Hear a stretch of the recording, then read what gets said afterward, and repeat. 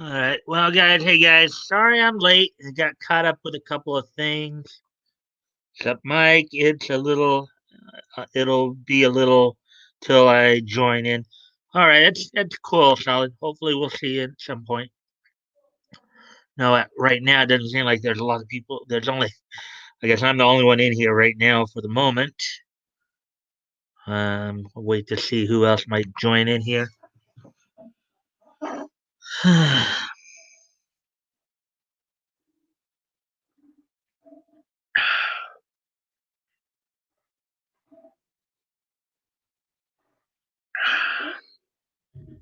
there's two people in here, so that's cool. Now it's acknowledging that there's two people here. Well, the YouTube's still saying one, but the StreamYard's now saying one as well. So, oh boy.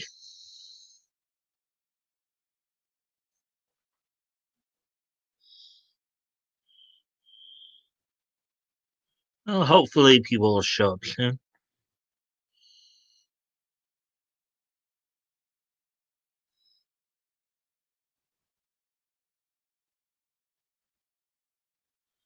La di di da di da, la di di da di da, la di di da di da, la di di da di da.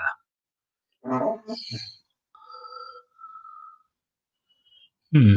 Wonder if backup maybe over on streaming on Tim's there. Maybe I'll go.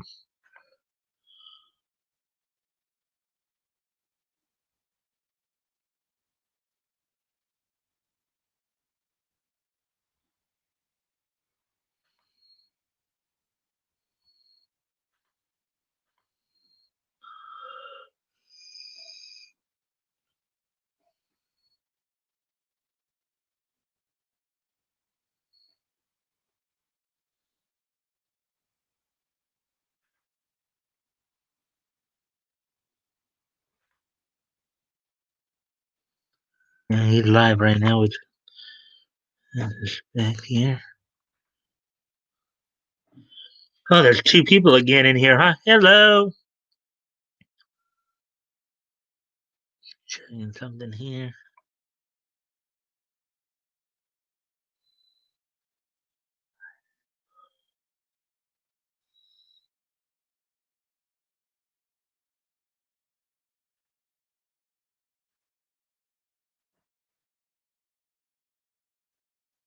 I'm back. It's not there. Okay.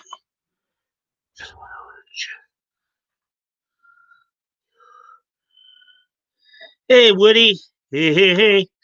Hey, hey, hey. It's Fat Albert, and I got a song for you. When you know you'll be it too. We're having fun now with me and all the gang, learning from each other while we do our thing. La, la, la, gonna have a good time. Hey, hey, hey, la, la, la, gonna have a good time. Yeah, we're flipping back and forth between two and three people, so wait a few more minutes to see who else ends up showing up. I'm gonna if that maybe fixes that part of it. It still only says one person. Oh, well, down to one here. Let's see now. Waiting to see who else might show up before I get started here. And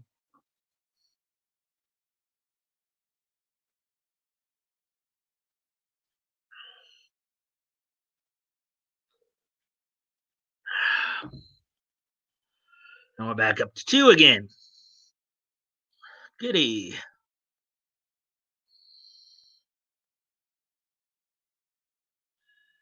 Hmm.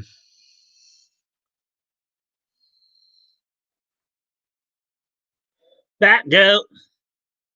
So I'm like, that's all right. I started a little late too, back goat. So, um, I started a little bit late. I got in a little late as well. So, I was watching Nick's They're watching a video Nick did, I guess, a little while ago on the coup. They're possibly trying to attempt having Mike Pence invoke the 25th Amendment. Just got home with dinner. I'll be listening, not interacting for a few. Okay, I understand. At least you're here. May wait a few more minutes since there's only three of us thus far. Yeah, so yeah, so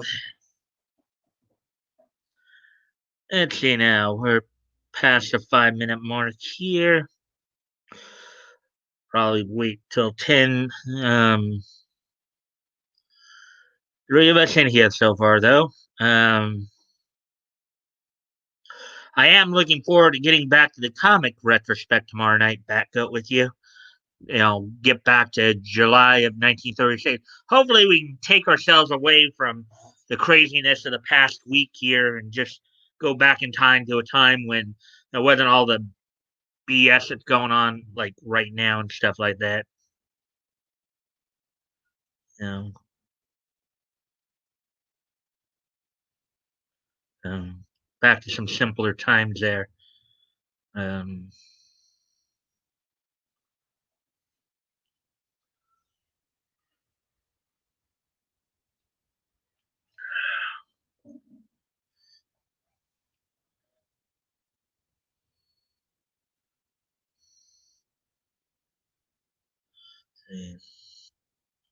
La di dee da di da, la di dee da di da, la di dee da.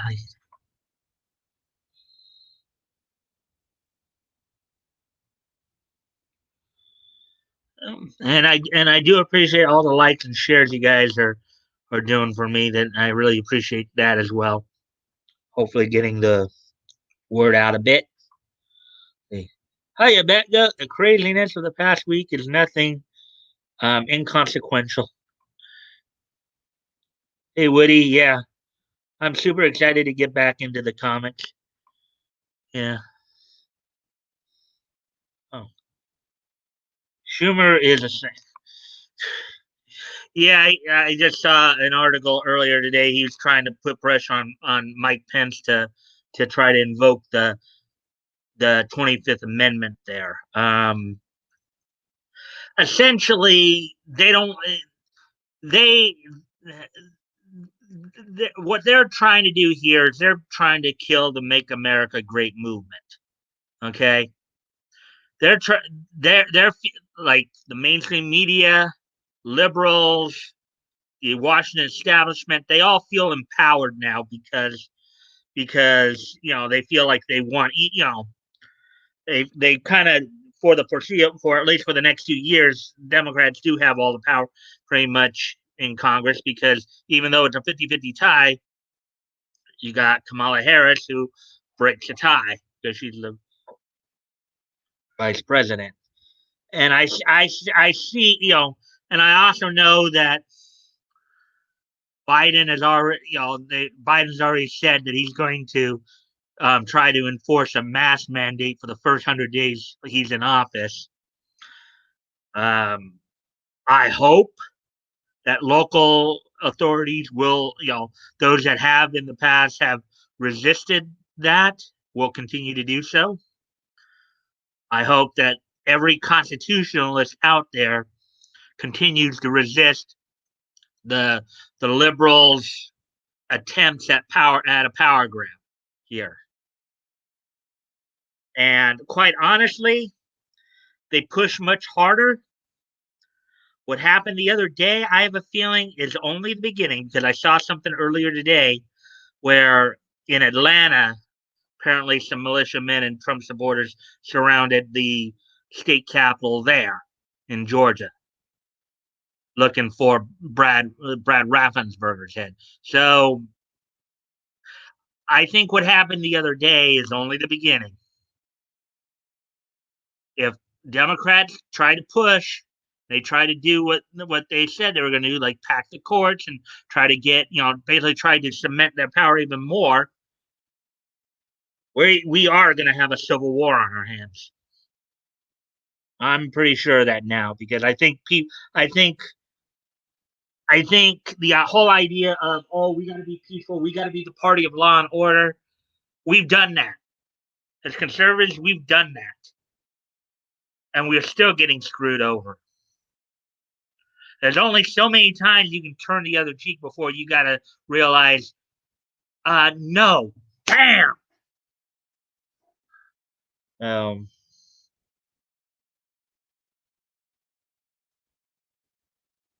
let's see.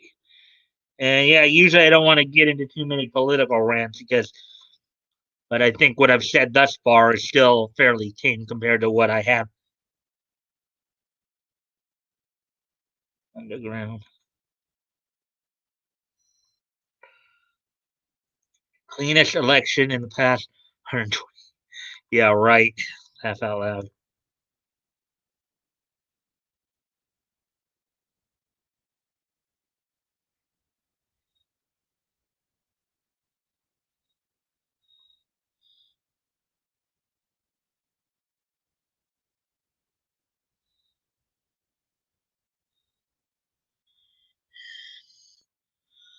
Oh, I've got a few ways to make our government better, but they are to a bit at the extreme, so that's why I'm not going to say them aloud right now.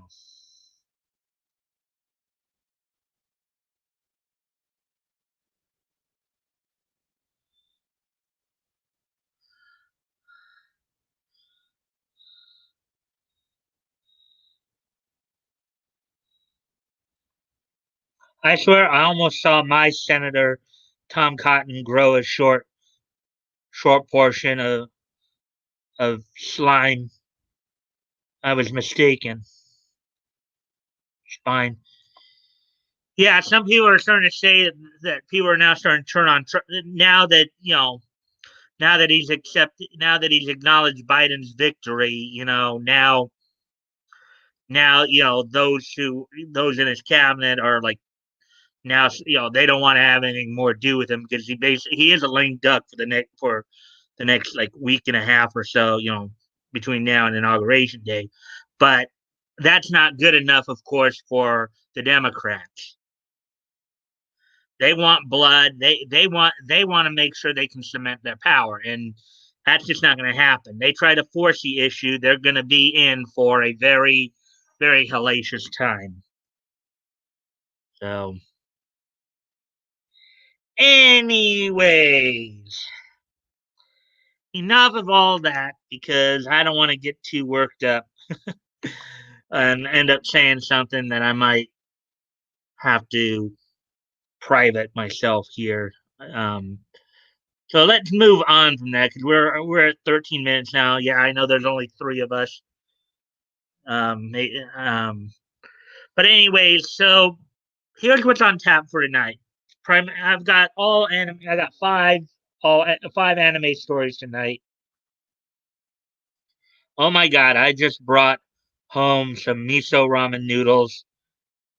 They look them. Man, I wish I was there with you because I would just love shrimp. I love ramen. I love ramen. I love ramen. So non-spicy ramen, of course, for me. But anyways, so on tap for tonight. Since tomorrow night, of course, we're gonna have a heavy focus on comics.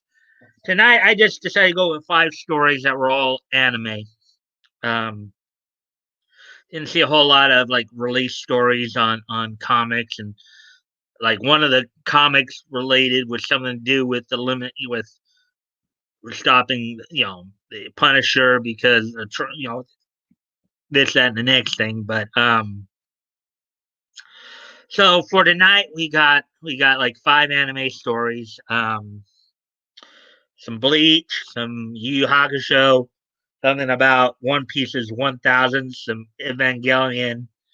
Um, so okay, yay, comic night!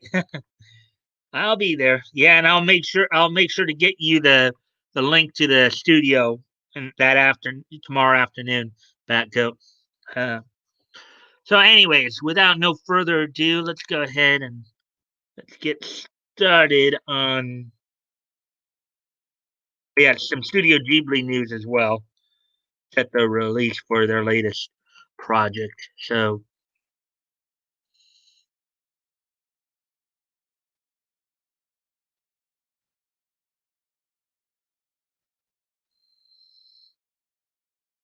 sounds good.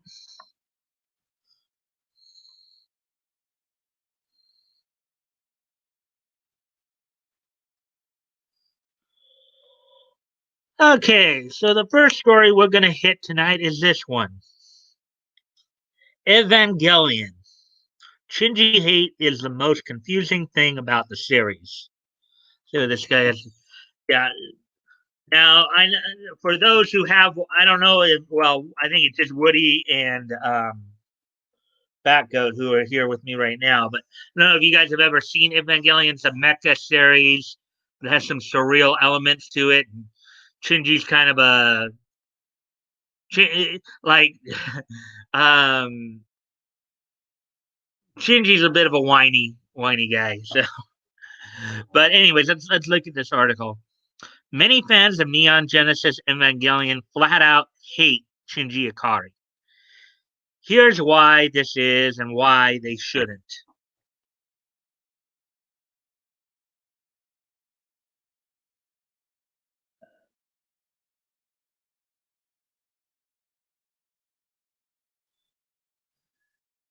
Okay, so anyways. Neon Genesis Evangelion is a highly controversial anime that no one seems to share one unified opinion on. And opinions on its primary protagonist, Shinji Ikari, range even more wildly. Um, Shinji has often been the butt of jokes about how he refuses to get in the robot. And many people dismiss him as a crybaby or pathetic. Um, some fans argue that characters like Asuka Langley Soryu would have been better suited for the protagonist role than him. However, while Shinji Ikari is a deeply flawed character by design, there's these are not demerits, but rather features of a very complex, fascinating protagonist. What Neon Genesis Evangelion does so well is that it captures the life of a deeply problematic, deeply depressed character struggling to hold on. His refusal to pilot a robot makes sense when you realize the Evangelions are Lovecraftian horrors that push nothing but misery and pain onto him.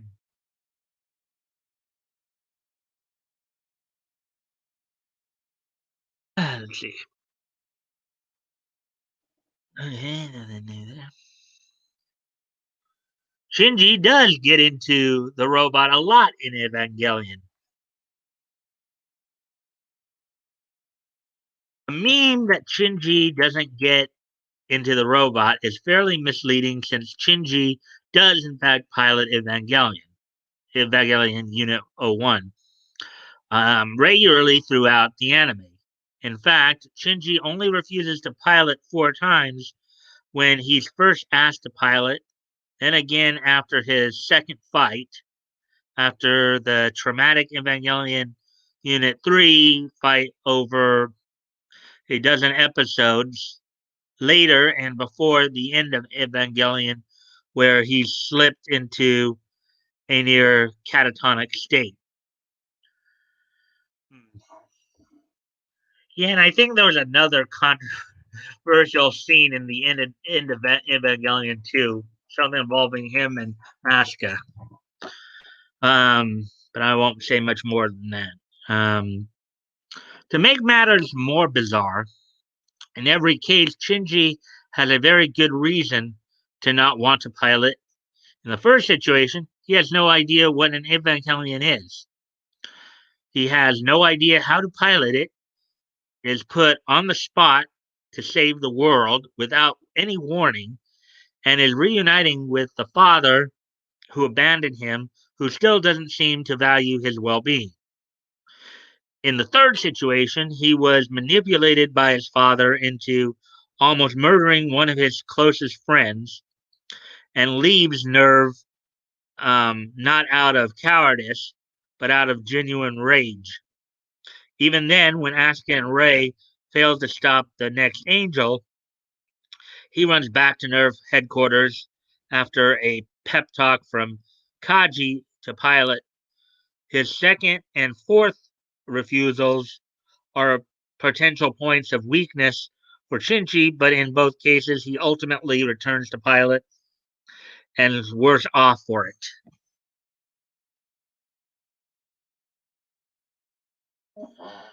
The meme is even weirder when you consider that Shinji is far from unique.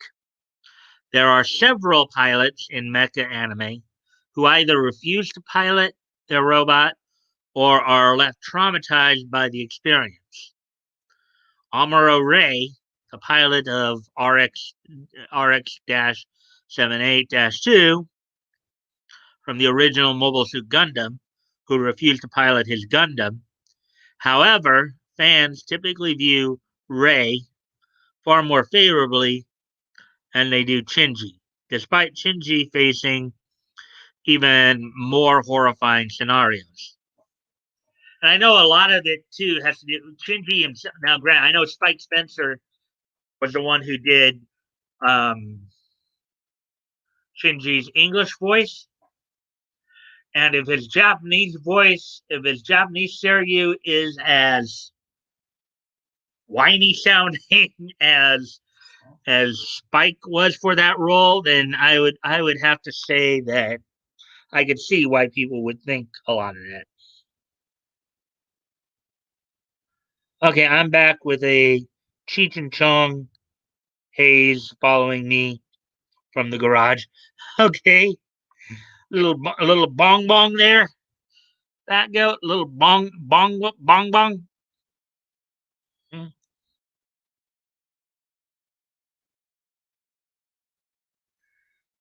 Neon Genesis is the golden age of the 2010. I used to watch it, but I don't remember much. Yeah, it was on Adult Swim in the early 2000s, but I think it originally came out in Japan back in '95.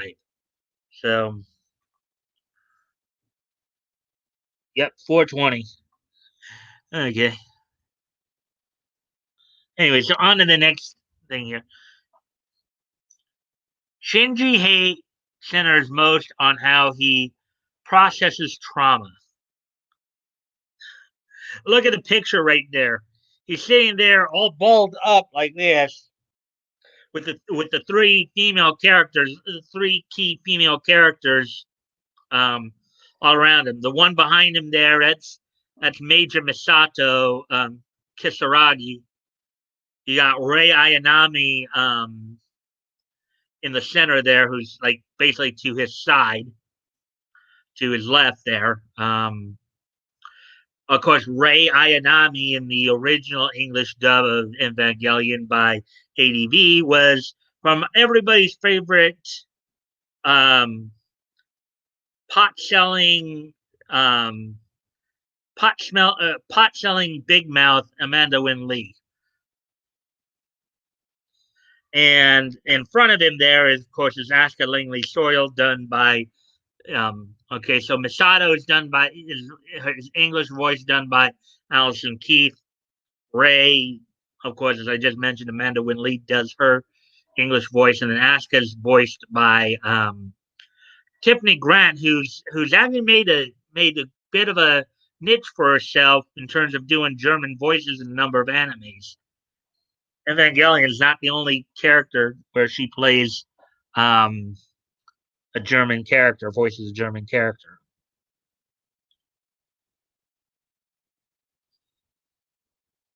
Um, I too could do with a big bamboo. Okay, cool. Didn't know that about Evangelion. Big bamboo. Um, Los Cochinos. That penguin. That penguin molesting skank. Yep. Yep. Her. And I did, but the original album with the giant rolling paper, me so old. Uh, but bye. Okay. Anyways, I'm back to this. How he processes trauma.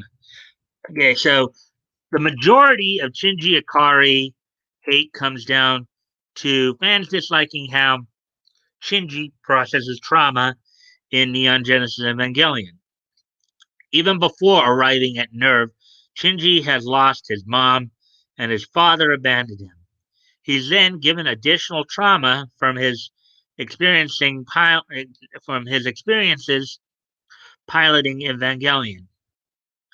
Shinji beats the angel only for Toji Suzahara to blame him for collateral damage done to his sister as a result of Shinji's actions.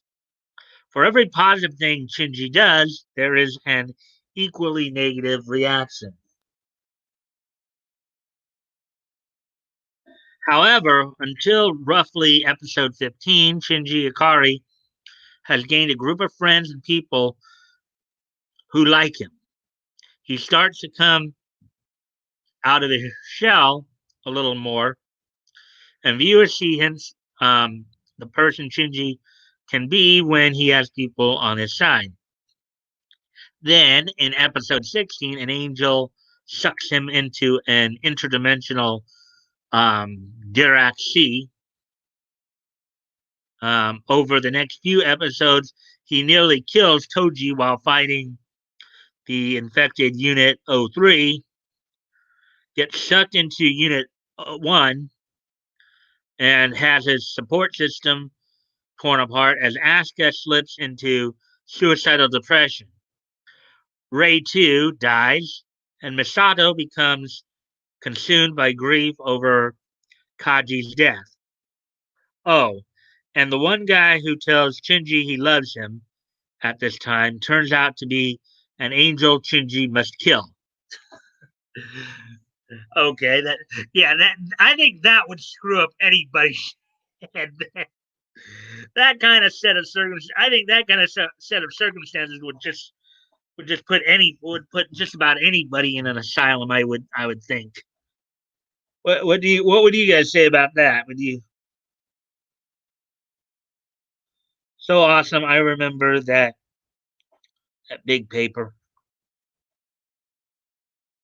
An angel sucked. Oh boy. Oh boy, Woody. Okay, an angel sucked him. Yeah. The most beloved mecha pilots, Simon from Topa Gurren Lagann or Amuro Ray from Mobile Suit Gundam, tend to have a support unit around them to support them when things get hard. Yes, they lose people, but they're seldom as profoundly alone as Shinji is, especially not in the face of Lovecraftian horror that can drive people into madness. It doesn't make sense to hate on Shinji because anyone would crumble in Shinji's situation, which is something I just mentioned that very thing right there. I totally agree with that. Those set of circumstances would drive just about anybody into an asylum.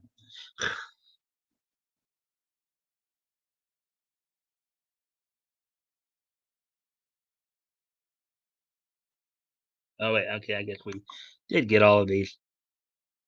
A little off-putting, yes.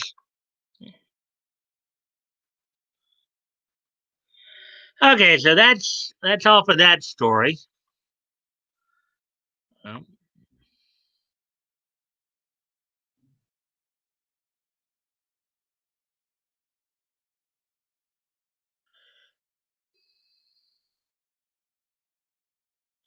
So here's an extra. Now, granted, I'm not really one. I myself am not per se a One Piece fan, but I think the significance of this is enough to report on it. I myself never got into One Piece, but um, but this story, because One Piece's chapter number 1000 promo celebrates everything we love about the manga. Okay, so let's see.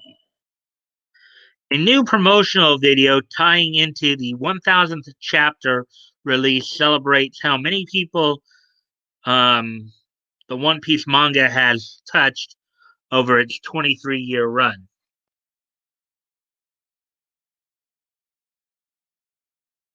Since the first chapter was published in 1990, so I guess this is a tweet or something, or from a story. Since the first chapter was published in 1997, One Piece has become one of the most popular and well-known manga series throughout the world, including its home country of Japan. Recently, the manga reached its 1000th chapter, a huge milestone for any series to celebrate. The official One Piece YouTube channel has released We Are One, a video made to show the creators' appreciation for the series and how it influences fans, old and young alike. Related One Piece, okay. The video shows children mimicking Luffy, declaring his dream of being the Pirate King. Elderly men acting as the five elders, and kids running away. Teenagers drawing on their friend the X-shaped marks on the straw hat's arms, and a young girl thanking her coach for taking frickin' good care of us. Um, Even each person was touched by the story. Creator Eiichiro Oda has been telling, in one way or another, each one took with them something that resonated with them.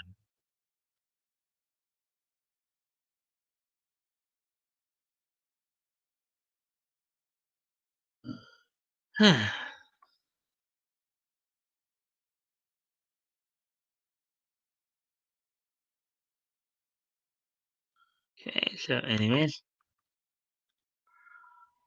One Piece started out as a simple adventure shonen story about pirates. But over the years, it's become something much bigger. Fans who have followed the story have taken with them lessons on friendship, following your following your dreams, standing up for what's right, and pushing forward even when things seem impossible. Still things we should try to embody even now in the times that we're in now, right? I think those are characteristics that we should embrace even today.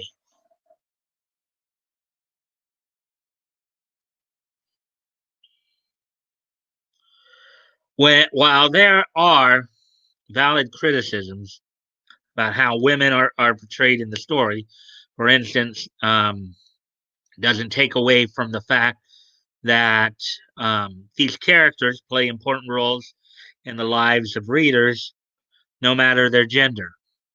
From Nami, who is doing whatever it took to raise the money to free her village from Arlong, to Chopper, who just wants to help people with medicine, to Luffy, who wants to find the One Piece.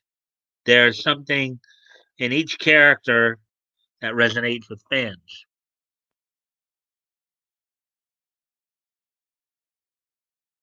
For younger fans, the future holds many possibilities. They have the chance to achieve their dreams, even if others laugh at them or don't believe in them. Anything is possible, especially if you have great friends by your side. Even if you don't As long as you believe in yourself and stay true to your beliefs, you can accomplish the impossible. Sticking by your friends, no matter how hard they get, will help everyone achieve their dreams. Support each other. Support each other.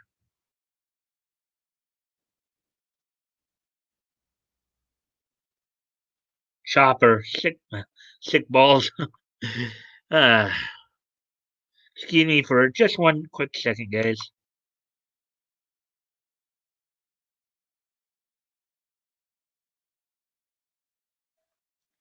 All right, I'm back. Anyways, here we go. Let's see. For older fans, it's the nostalgia of being a child and believing in things like magic and pretending to be great heroes. We've all done it. We've pretended to be Goku or Sailor Moon or Batman just to experience the power of being something greater than what we actually are. Thinking back on the days of innocence before adult life got in the way brings up a warm feeling. There's actually a word for it in Japan, uh, natatsukashi. Tatsukachi. The feeling of nostalgia. Reading One Piece brings up those feelings again and recaptures that childhood innocence. Like talking to a close friend after several years apart.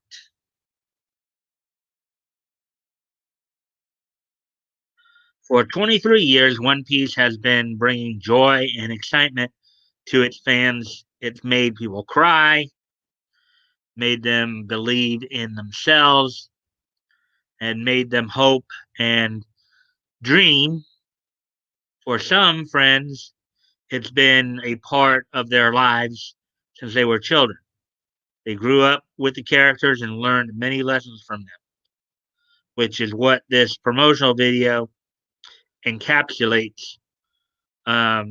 Best of all, story is focused on dreams from the very beginning, and it's shown that all dreams are possible as long as you try and believe in yourself and in it. Congratulations, Oda Sensei. Thank you for 1,000 chapters of One Piece. Oh, there you go. There's that story. We are, we are. Woody, that was a Stand By Me joke. Figured you'd know old Spielberg, laugh out loud. Yeah, so yeah, we're just past the 38 and a half minute mark, so we seem to be going okay time wise there.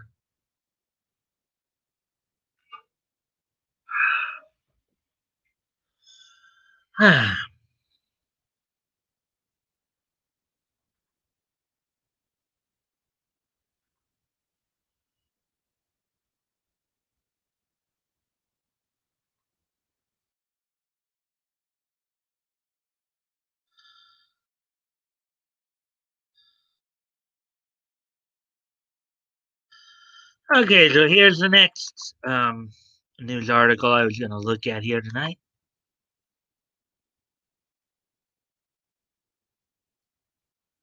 Let's see now. Studio Ghibli's Earwig and the Witch sets theatrical streaming release dates. This is the movie that Goro Miyazaki, the son of Hayao Miyazaki, is directing. This is the one that caused some controversial because they're on top of some of the traditional animation, they're doing like CG in this as well. So, announced when Studio Ghibli's upcoming CG animated film Earwig and the Witch will arrive in theaters and on streaming in the United States. G Kids has announced now. G Kids, from what I understand, I think they're a dub studio based out of New York. I think, not completely sure though. But G Kids has announced the theatrical and streaming release dates for Studio Ghibli's Earwig and the Witch. The film will arrive in theaters in both subtitled and dubbed form February 3rd before heading to HBO Max on February 5th.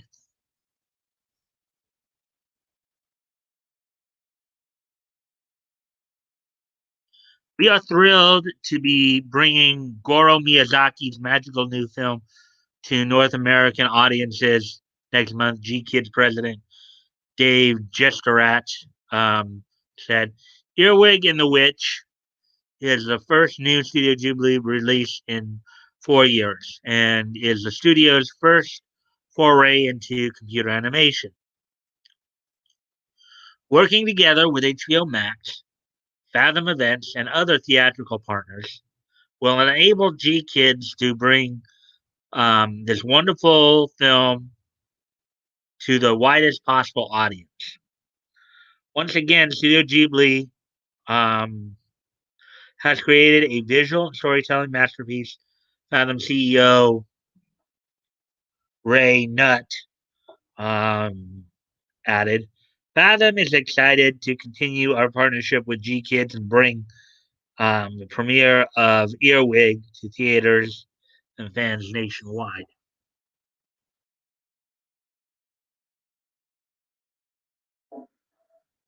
Okay, growing.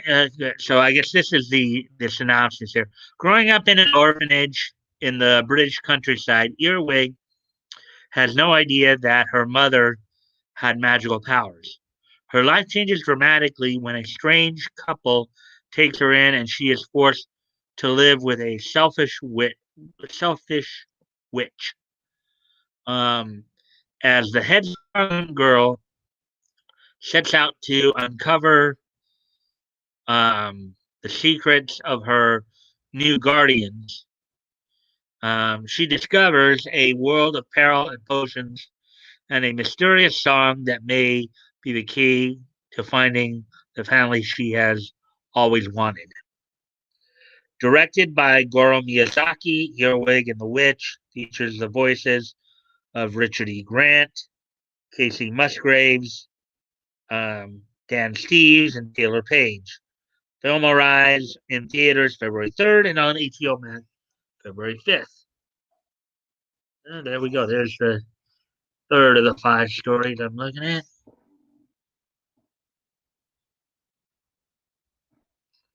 Whatever, I do not live in a state that provides legal OTC coping medication.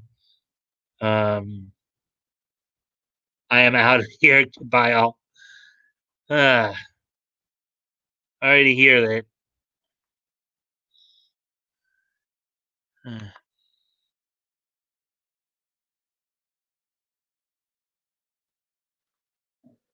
over the counter.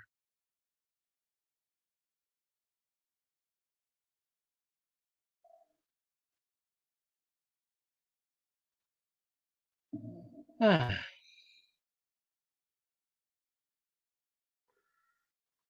all right, so here's the next story, and of course, part of the reason why I'm covering this is because, of course, Yu Yu Hakusho is one of my all-time favorite animes. So, Yu Yu Hakusho, Yukina was vital to Team Urameshi winning the Dark Tournament. I know she had some strong moments in there, but vital. Let's see where this guy's reasoning's going in this. In Yu Yu Hakusho, Yukina's surprise appearance at the Dark Tournament saved Team Urameshi's lives in more ways than one. Right there, of course, you have on the far left here, you have Shizuru Kuwabara, who's Kazuma's. Yukina is the one in the middle here. This is Keiko. So when Funimation dubbed Yu Yu Hakusho, um, Yeah, that actually, in fact, that meant that be Shazoo. That actually may be Botan. They just darkened. This is Botan right here. She was voiced by Cynthia Krantz. Laura Bailey voiced Keiko, and then Yukina was voiced by two different. I think for the Dark Tournament saga, I think by that point, I think Susan Huber may have taken over for Jessica Disney, or the other way around. I don't. Anyways, I don't remember all that. But anyways, I don't remember the exact order that happened in. Anyways, oh, we're down to. Oh, did Woody actually leave? Oh, that's. I'm sorry to see that he went.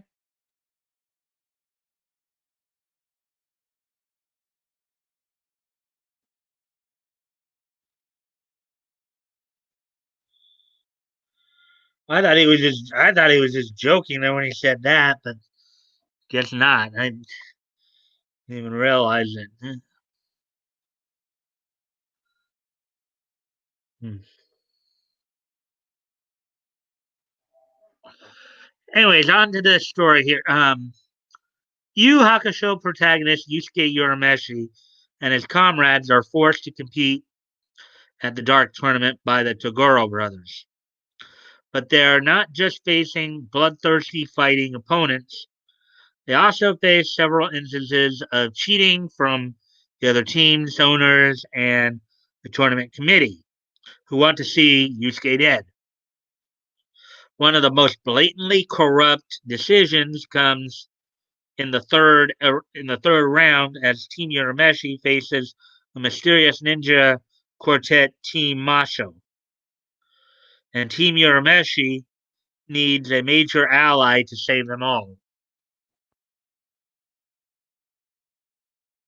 Yeah, Team Masho, that was the team of demon ninjas, basically.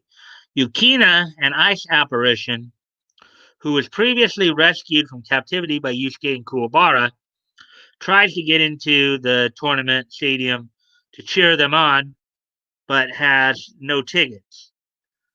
Her arrival comes at a vital point, with the heavily injured Kuwabara forced to fight third round's deciding match and getting pummeled in the process.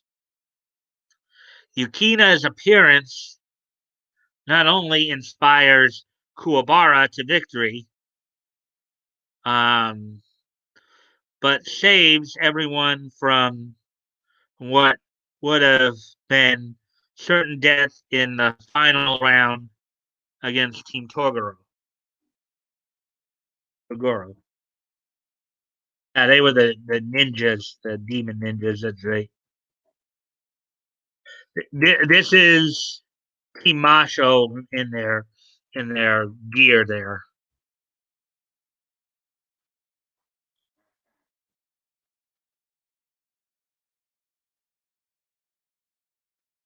He's not joking. I I didn't even really know what was going on there, back out. I just, you know,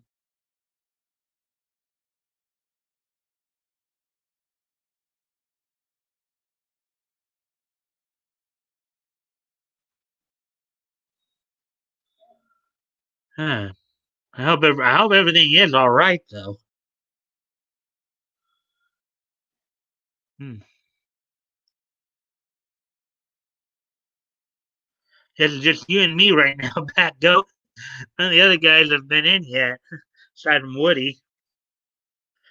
Anyways, as we continue on here, the cheating from Team Masha's owner begins right at the third round start. A quote unquote nurse is suddenly introduced and declares Hiei and Genkai unhealthy and ineligible to fight.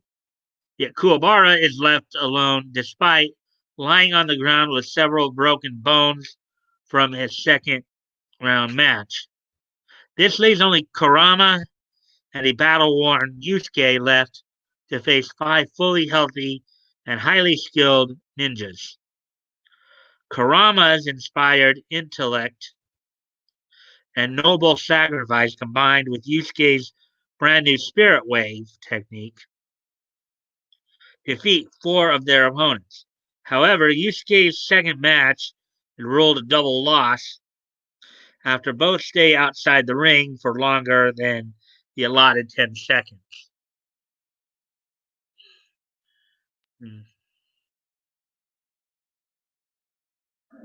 As Yusuke and Kurama have both technically lost a fight, while Hiei and the Masked Genkai are already ineligible, the badly injured Kuwabara stumbles into the ring to fight the shinobi leader Risho. Kuwabara is getting massacred and decides to tap into his life energy, effectively sacrificing his life to kill Risho, as well so the rest of Team Urameshi can advance. But just as he's doing so, he spots Yukina, who finally got into the stadium thanks to Botan. Kuwabara's power is much like Yusuke's, only coming out when his deepest feelings and emotions are brought to the surface. Revitalized by seeing the love of his life, Kuwabara's energy returns and he defeats Risho with his spirit sword. Yes, the key thing about spirit energy, spirit power in Yu Hakusho is emotion. So the more you feel, the stronger you are, basically. Particularly if it's more like out of like deep love or deep need to protect something. That was often a underlying theme in use cases in particular is that subconscious desire to. And of course, here's Kuwabara powering up after seeing Yukina right there.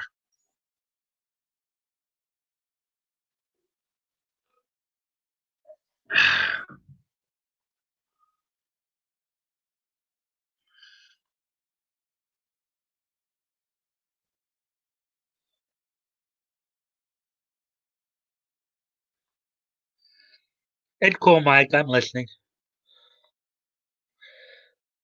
I'm here, everybody. Hey, Solid, welcome back. I know you were here earlier. Hey, Solid, good to see you. And again, guys, I do thank you and appreciate the fact that you guys like and share the videos. See if we can. We're gonna have a smaller crowd tonight, I guess. That's cool too.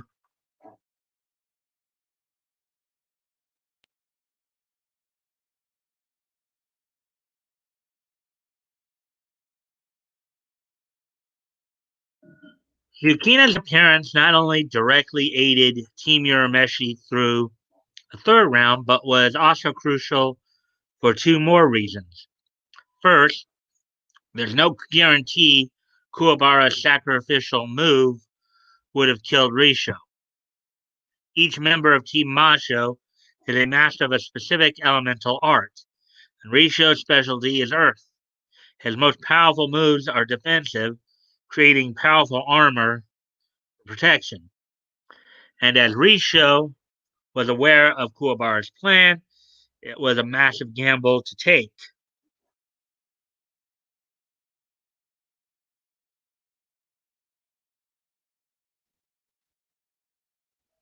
Second, the Dark Tournament's final round requires both teams to have 5 members. Genkai was killed by younger Toguro outside the stadium, leaving only Yusuke, Hiei, Karama, and Kuwabara left.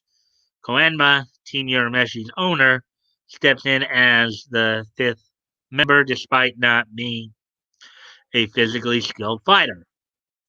But if Kuwabara hadn't stopped his suicidal attack upon seeing Yukina, Team Urameshi would have been left with just 3 fighters and Koenma, leaving them unable to compete. Elder Toguro had explicitly stated that his wish, one given to each member of the tournament's winning team, would be the deaths of Team Urameshi and all their friends. Yukina is best known and loved for a kind heart and impressive healing abilities. But for wait, but for Kuwabara and Team Urameshi's journey through the Dark Tournament, her very presence was crucial in keeping them all alive. Was because that was Kuwabara drawing power from his love for her. So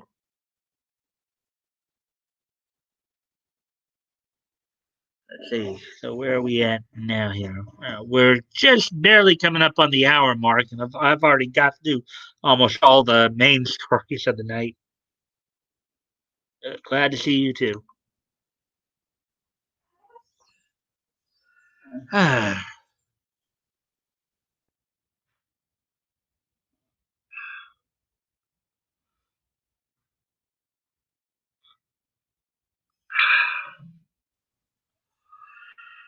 Okay. Well, it says here we got 4 people in here now. That's cool. Let's see. I know. Batgo. Oh, hey, Leto. Hey, Leto. Hey, Mike. Solid. Woody. Batgo. How are y'all? I'm walking out the door. I'm listening in though. Hey, thanks, man. It's good to see you. Hey, Leto. Good to see you, man. So at least now we know who it looks like the fourth person is. It's Leto. And thank you. And again, thank you for the likes and shares. That really helps with the algorithm and all that. So now we'll get to the last of the main stories here. Um, Bleach, why Ichigo's seemingly ordinary hometown is secretly amazing. Bleach was a long running anime series that was pretty cool about Soul Reapers and all that. So, Bleach's Karakura town, Ichigo's home, is swarming with spirits and secrets of all kinds.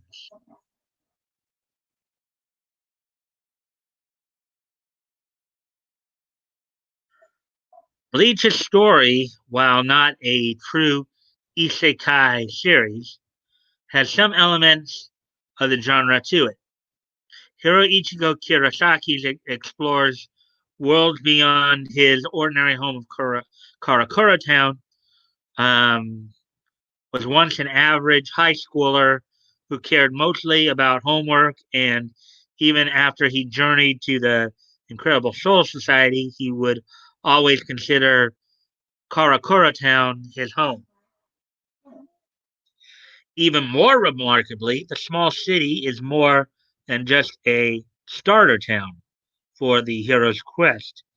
Karakura Town is actually home to many spiritual beings of all kinds, and it often acts as a hiding place or a refuge for those who don't want to be found.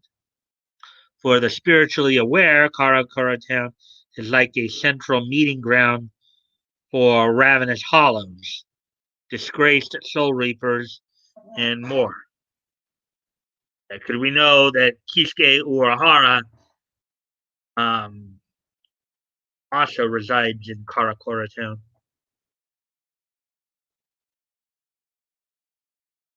Karakura Town is the ultimate hiding place for Soul Society rejects. Or you that part? Let's see if what's up, Leto.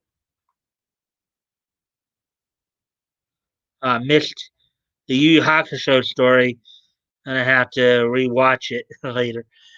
Yeah, I just finished that just as you were coming in. Nothing much, just going to work.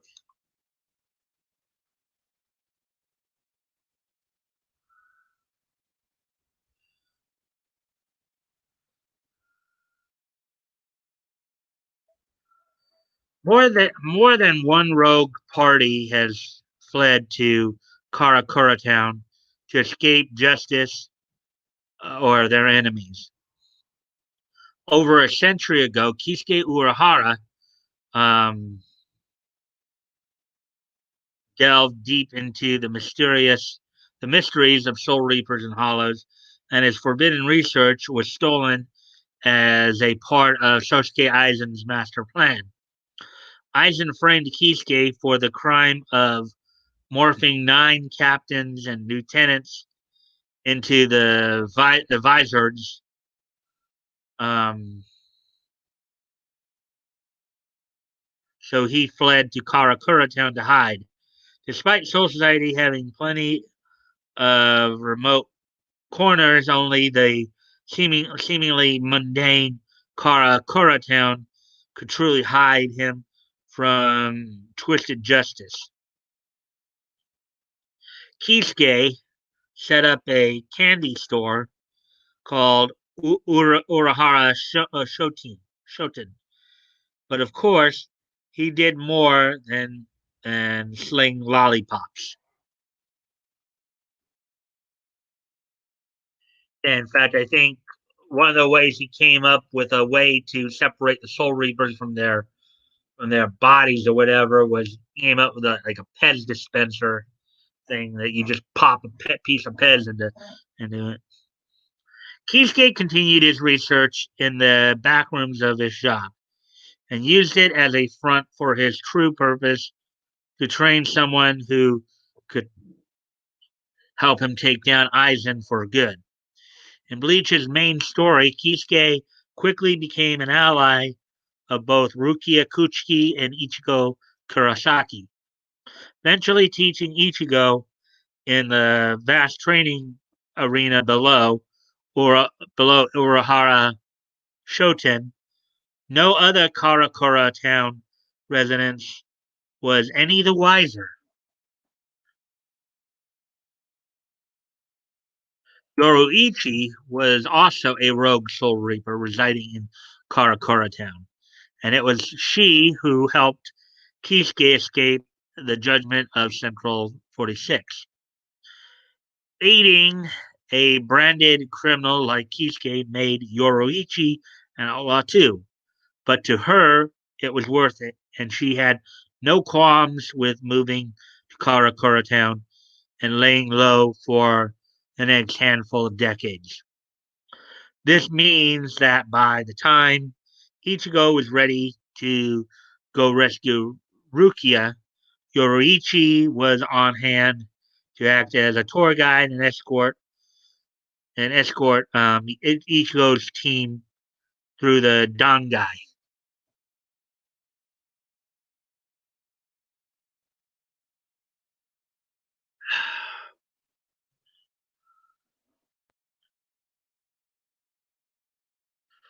This is a picture from the anime opening. These are basically all the visors right here. These are all the visors that they're talking about.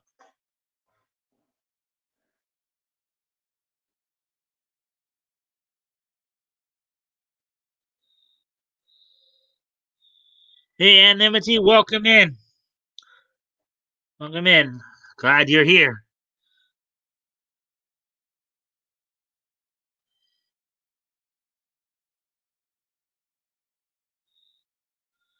And as always, guys, thank you for the likes and shares. That helps out quite a bit. Um, whatever happened to Bleach? I mean, did the show ever have an ending? Anyways, driving home, do you think? Yeah, it did have an ending. It did eventually end. Hey, Anon. It did eventually end Leto. It just took him a long time to get to the ending. But yeah, it did eventually come to an end.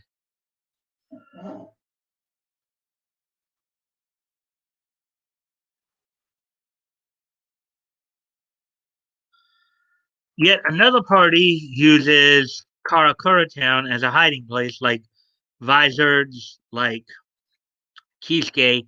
They were they were cursed by Aizen's schemes. Oh wait, oh I'm sorry.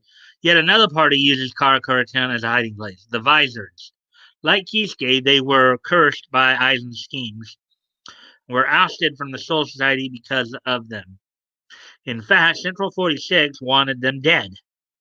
So they banded together and chose an abandoned warehouse in Karakura town as their headquarters.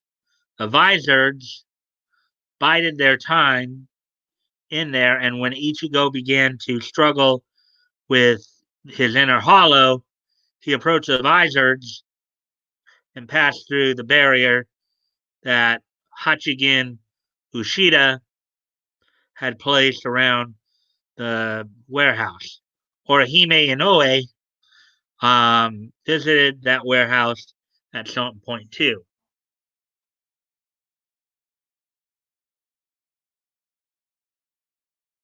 Lastly, this town is the hiding place of the last human Quincy, including the Ishida family and, in the recent past, Masaki Kurosaki, Ichigo's mother. Masaki nearly lost her life and her Quincy powers when Aizen's custom made hollow attacked, but Ishin Shiba stepped in and saved her life. Meanwhile, Ryukin Ishida um, tried to live as an ordinary human, but his son Uru trained with his grandfather Soken to become a proper Quincy right there in Karakura town.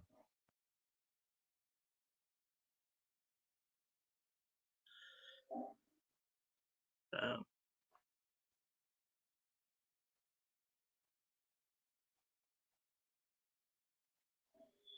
on. Thousand-Year Blood War arc coming. And I'm just stepping into a road story. I have don't get a response laugh out loud. Hey, evening. Let me know when home. I will spark one. Anyways, okay. So continuing on. Karakura Town is Bleach's spiritual battlefield. Some of the most explosive battles in Bleach take place in Soul Society. Like Ichigo, like Ichigo's final duel with Captain Byakuya Kuchiki, or the first battle against the Espadas in Huerco Mundo. But Karakura Town is the setting of many of Bleach's most emotional and consequential fight scenes of all. In the very first episode, Ichigo and Rukia faced a hollow called Fishbone D in Ichigo's own neighborhood, and Rukia set the entire plot into motion when she granted her powers to Ichigo. For another handful of episodes, Ichigo would roam Karakura Town with Rukia, slaying hollows and learning more about soul reaping. He even found a Jibakure, a chained soul that was mutating into a hollow. Such things are only found in the world of the living.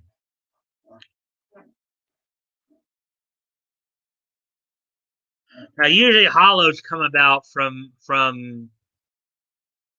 those who had died with regrets, and they just were never able to get over those regrets. After a certain time, they become hollows. So Ichigo also teamed up with his classmate, the Quincy archer Uru Ishida, and fought many hollows with them in the series' first season. All around Karakura Town, the first on-screen Menos Grande um, appeared during this time too. Later, after Ichigo returned from the Soul Society, Grand Fisher arrived as an Arankar, and Ishin Kurosaki um, leaped into action. Grand Fisher had been terrorizing Karakura town for over 50 years, but Ishin ended his rampage at last by slicing him in half.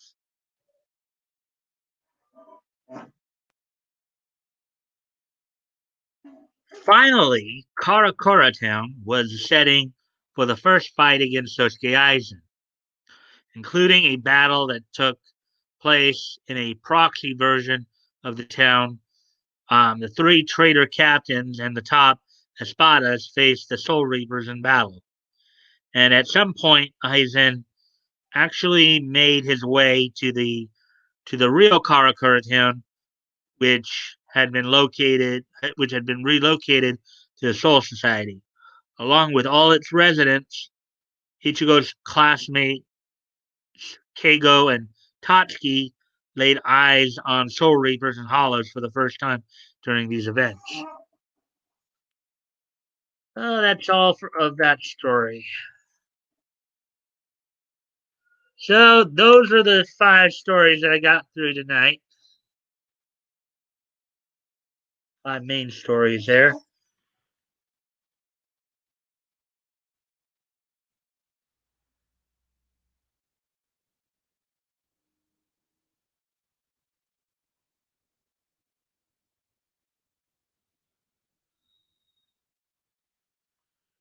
Yeah, so yeah, we're already past the hour mark, so hour and 11 minutes. So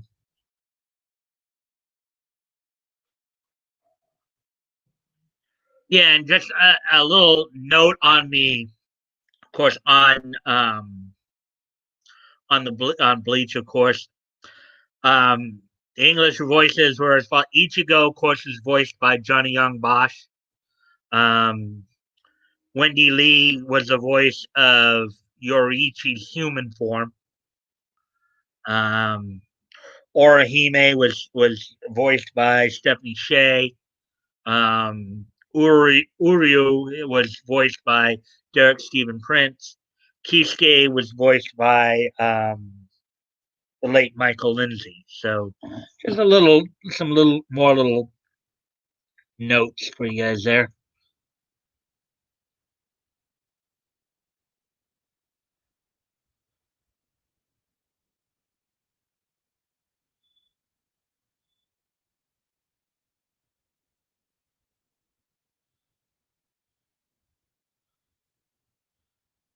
Let me pack one up. Got to see TDS first handed. Oh boy, what do you mean by that?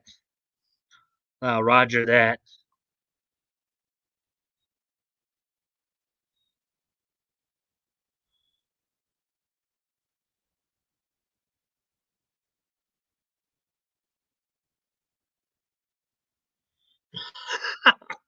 Oh boy, that sounds like an interesting character there, Anonymity.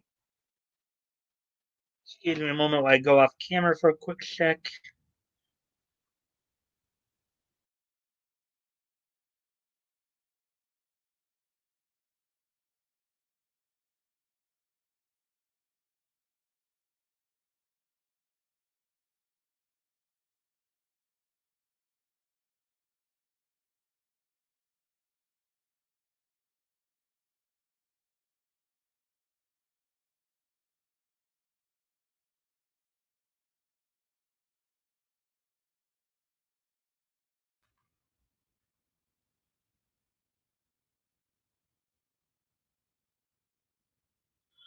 There were.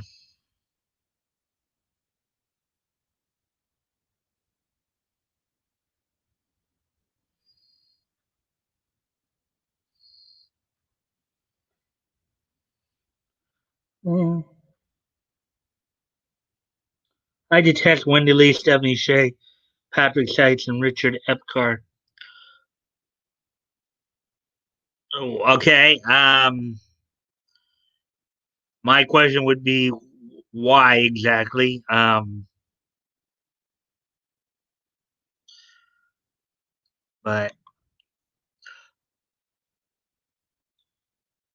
messaging me. I had a laugh at him, but I think Had to let it go and block a few people today.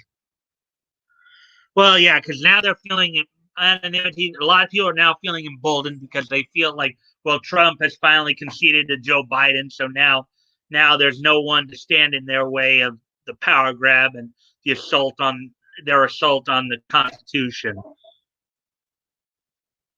I'm going to become very quiet about who I voted for. I'm scared of these psychos. We lost time. We lost time to regroup.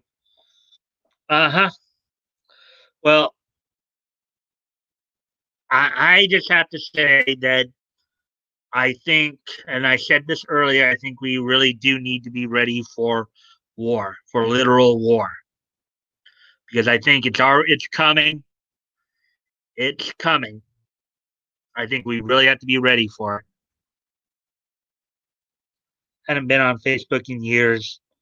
First thing I see is everyone name changing, everyone name calling Trump supporters. So I deleted the Facebook app. And again, ha ha ha. Guerrilla warfare. I'm keeping my Facebook in case I start to my channel. I still have a Facebook too, but I don't do much on. I mean, I'll share videos. I of course share my videos on here. I'm actually part of a collectors group that I'm sorry ATC introduced me to. Uh, I don't play games. I don't really interact a whole lot with people on Facebook much. I just can't believe this dude thinks he's about to get big acting like that. Like I will see you eventually. You know that, right? Well, a lot of Trump haters feel emboldened now. They feel emboldened because Trump has finally acknowledged that he lost to Biden. I mean, I don't know if you've been seeing, but the Democrats have been trying to pressure Mike Pence to invoke the 25th Amendment. They're threatening impeachment. They don't want to, because here's the thing. The hard left has been attacking America and the Constitution for years. They have been attacking the Constitution because the Constitution is a threat to their power grab. They cause a lot of anarchy, and then when people start to fight back with anarchy, then all of a sudden it's like, oh, now it's wrong. Okay. But, but now, see, the Democrats now, the reason they're trying to get Trump out of office right away, is simply because they don't want to just get rid of Trump. They want to make the MAGA movement because the MAGA movement is a threat to their power grab. The Constitution is a threat to their power grab. And that's why yes, we do have to regroup a little bit, but we have to stand fast and we do have to be prepared for war. And I don't mean a verbal war. I don't mean a media war. I mean, we have to be ready for a physical war, just as the colonists had to prepare for it back in 1776. The hard left is acting like a bunch of tyrants, and we need to be ready to treat them accordingly.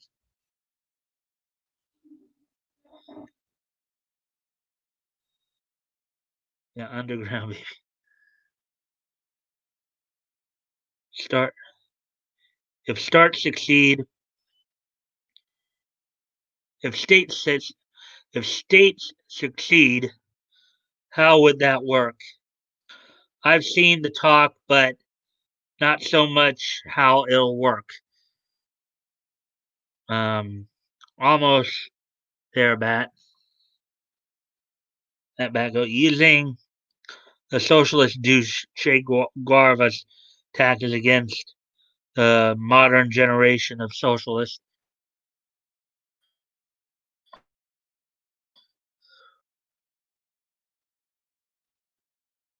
It won't be a big deal. I predict South Dakota being ground zero.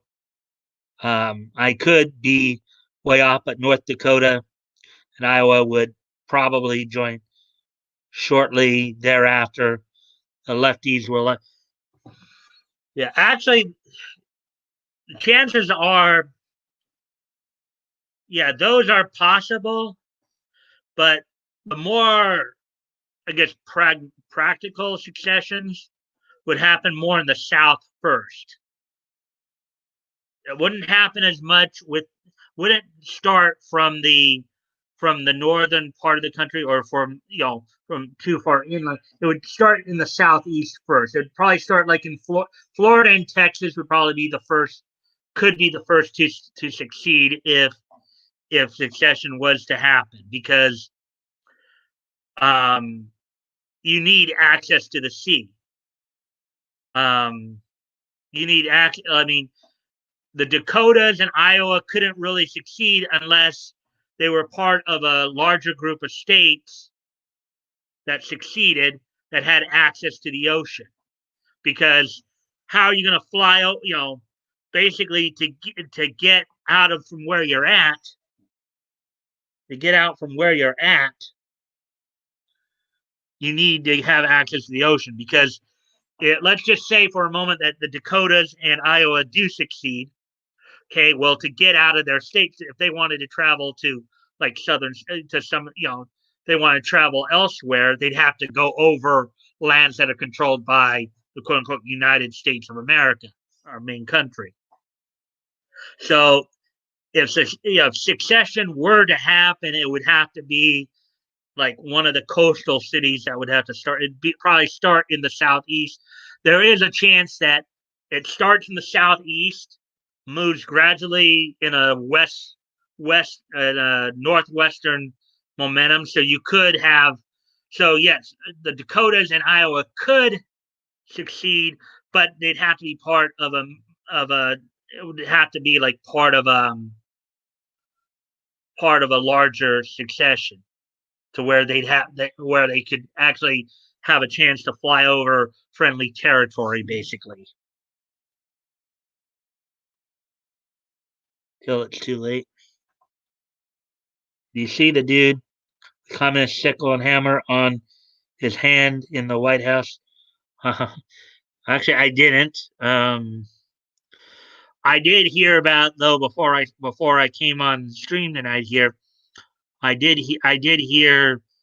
I was mentioning earlier that you know what happened at the what happened on Capitol Hill the other day during the vote count, or yesterday during vote counting. That's not the end of it. That's just the start of it. And I was reading a headline prior to starting my stream here that apparently there was some militiamen and some Trump supporters who were surrounding Atlanta, the Georgia capital, looking for Brad Raffensperger, their Secretary of State. So take that as you will. True, Muke. Muke. Okay. Mike, but my old college buddy has land in South Dakota. He's a big 2A guy. I might call him up and see what's up. Yeah. Basically, what would end up, I think, some people have argued that success, there is a possibility of succession if, you know, in different parts. It's like you might have the country, if some of the states were to start succeeding, I was saying it start probably in the southeast, go in a northwesterly direction. But you could have the United States, when all is said and done, could be split into 3 or 4 parts: the Northeast, um, the West Coast, and a good chunk, maybe a good chunk of the central part of the country.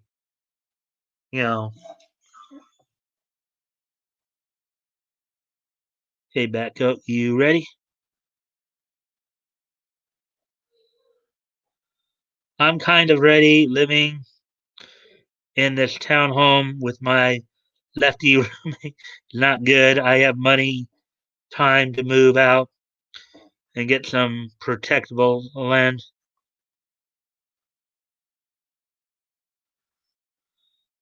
I disagree. Texas is a B. My money is South Dakota. Called here, I want credit. Called here, and I want credit. Um, Again, I think it wouldn't be quite unless South Dakota had unless like South Dakota along like that central set of states there, including North Dakota, Kansas, Nebraska, Oklahoma, and Texas. Let's say all succeeded together. I don't see South Dakota succeeding as a real practical matter because now grant maybe in a way if North Dakota succeeds with them, then they have at least they could go north. But then again, that means that they have to go into Canadian airspace and deal with that. So, um,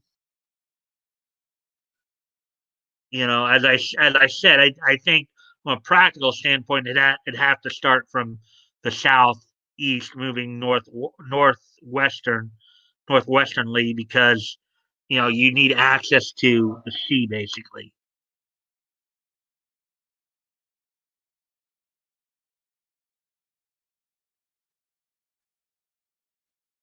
Good idea.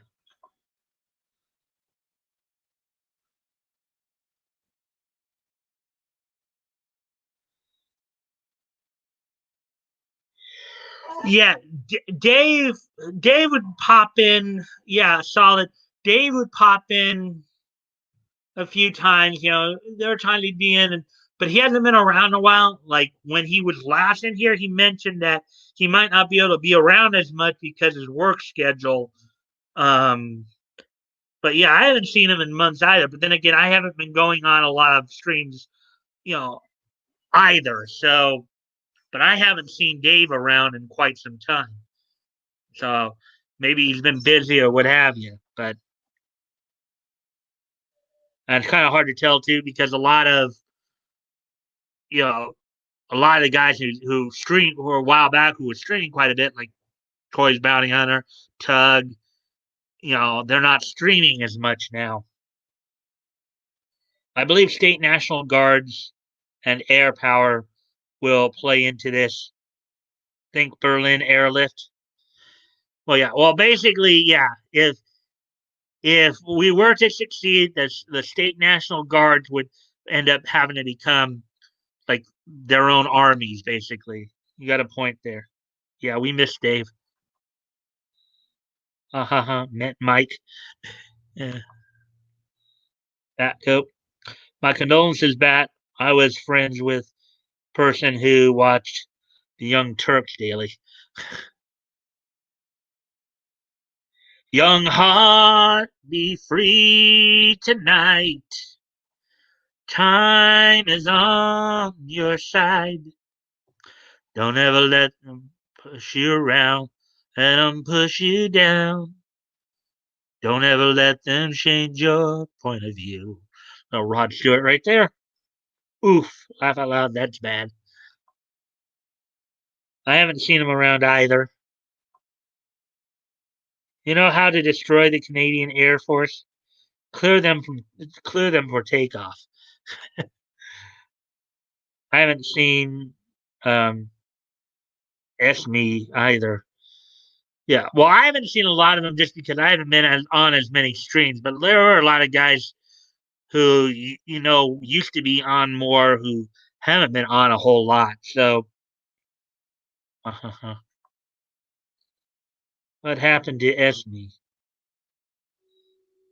I have no idea. She disappeared. I'm hoping she's good. When Toy Bonnie Hunters returns streaming, you plan to be the stream daddy again? Maybe. I mean, I may drop it. Like, part of the reason why I haven't been going to other guys' streams as much because more or less the material just hasn't been. interesting. Like, let's see. Well, okay. So of the guys who I know still stream that I would probably consider attending. Okay, so Nick, I know still streams a lot. Um, Again, it's a little bit of two parts of Nick. One is it's just the fact that a lot of stuff he's covering, I'm just not as interested in. I mean, I've been following some of the political stuff, yes, but he's been covering. But also, you know, one, I don't have as much interest in what he's covering, so therefore I don't have much feel I don't have as much to contribute. Um, but also just the overall environment and Nick's is backgoat and I have talked a lot about just with kind of the like nastiness that sometimes happens there. Flash, kind of the same thing. A lot of stuff I'm not as interested because, like, particularly in Flash and Tug's case, they've been covering a lot of the mainstream Hollywood stuff. That's not really something I'm as interested in. I'm more interested in the comic side of it. I noticed Tug hasn't been streaming of late, even though he was like almost exclusively talking Amber Heard stuff for a while now. He's even said he's kind of tired of comics right now, so which is shame. But it's like I just haven't been as into toys. I'd likely probably be around on there a bit, depending upon what he's covering. I know there's a lot of he does a lot of news, niche news, specifically mostly Power Rangers. I'm not quite the Power Rangers guy, but I still like going to him and stuff like that. Let's see. Crows. I haven't really been on Crows in a while either because again he's talking about a lot of people I don't even know. I don't know who some of these guys are, like Call Me Carson or anything like that. Um, he's been more focused on political commentary as opposed to niche commentary. Um, so I haven't really been on a whole lot of, and then of course I know there's a situation with the Knucklehead stream again.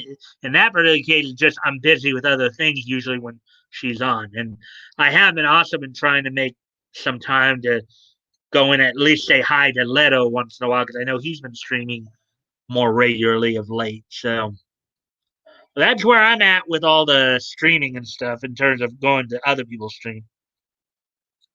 That is a good song. Gotta admit it. Always dug that song. I hate um, Jan for using that name. Oh yeah, the Young Turk song from Rod Stewart. That back up. I bet even ATC would find that funny. Wasn't the Chink dude crying on TV? I don't know. Well, I do know Chink was actually trying to get the seat that Mike Garcia got in Congress. Well, of course, Toys owned me on the black ice thing. Black ice on the road or the air freshener. That Mike. Well, I stopped watching Tug since only talks about Depp hurt. Yeah, that's. I'm kind of in that same boat. Solid. You know, I get that he's real big on the whole cancel culture thing, and he doesn't like how people get victimized. But I could honestly care less about Depp and her. I mean, yeah, I like Depp's work in 21 Jump Street back in the 80s. And, you know, heard, as far as from what I heard, she's a bit of a crazy woman that you don't want to get anywhere near. But yeah, a lot of I haven't been on a lot of other people's streams just primarily because a lot of the content they're doing just isn't anything I'm all that interested in. It's like I mean, like everybody else, I'm still of course waiting to hear on Vic's Vic's appeal. We still haven't heard that ruling, but Nick has told us before that could be a while. So let's see. On the road, I was trying to say Minnesota was worse than Canada. The chat and Mike said no. I got into watching Toy Bounty Hunters because he's a big Resident Evil fan like me. Yeah, I mean he's cool. I mean we obviously as guys who as obviously guys who cover niche topics like that, obviously the stuff we cover and stuff is gonna cross paths. I mean, um, I mean, I did watch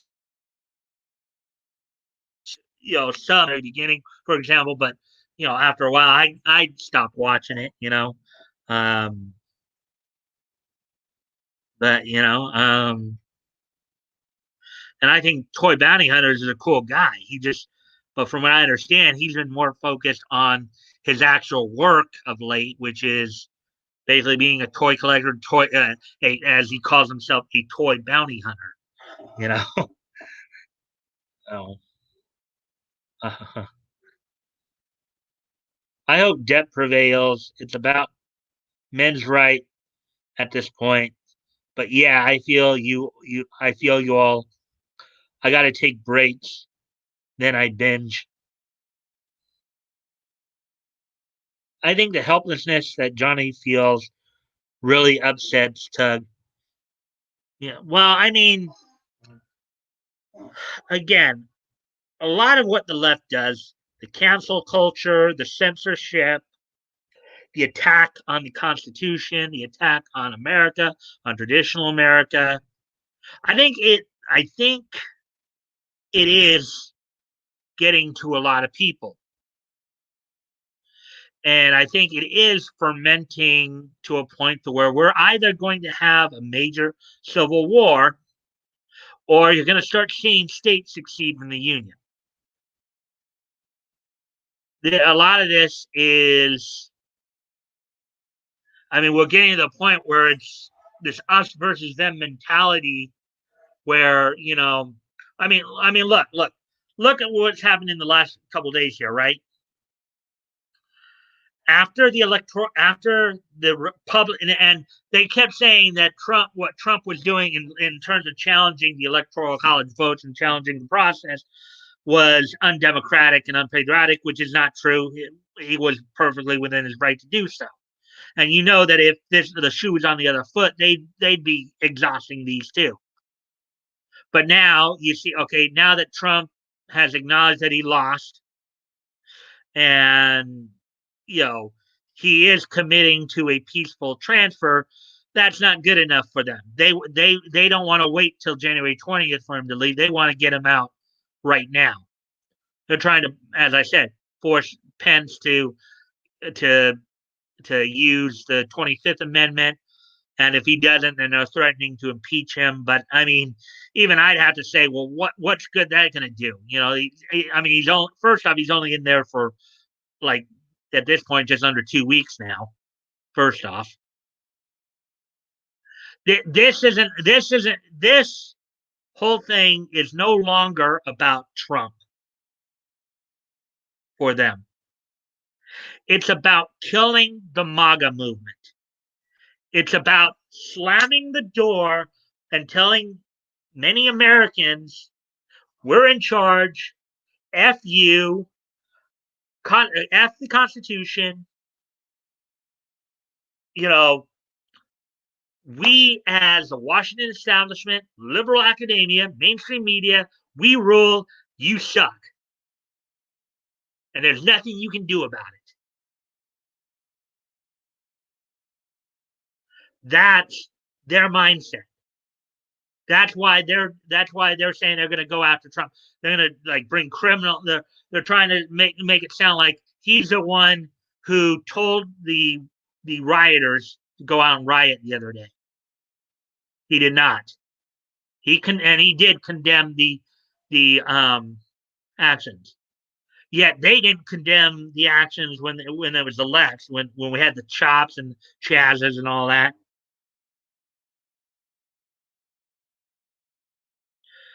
The left has been waging war for years. You poke a lion enough, it's gonna devour you. I've made reference to this cartoon before. It's an old Looney Tunes cartoon. I think it was called A Visit to the Zoo or something like that. So at the start of the cartoon, you see what looks like this young guy with derby hat, kind of he's got this cane. He's dancing around. He's dancing around this lion's cage, poking at the lion, poking him at him. The announcer goes, "Hey, what are you doing? Stop that!" And then the first time he walks away, "I've been a bad boy." And then of course you go to the montage of you're looking around the zoo, and then but after every segment you come back and you see the boy again really teasing the lion, he's poking the lion with the cane and all that. Till you get to the very end of the cartoon. The young man's not around. The announcer says, "Guess the little guy's gone home." And then you see the lion who's sitting there, who's kind of sitting there napping, right? He got his eyes closed and all that. He raises his head, opens his eyes, and goes,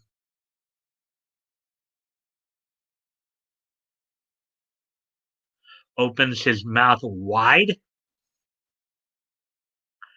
And you see two beady little eyes in there. And you hear the echo, "I've been a bad boy." And then you have the cartoon end. That's basically what's going to probably eventually happen. They're going to poke the lion one too many times, and it's going to devour them.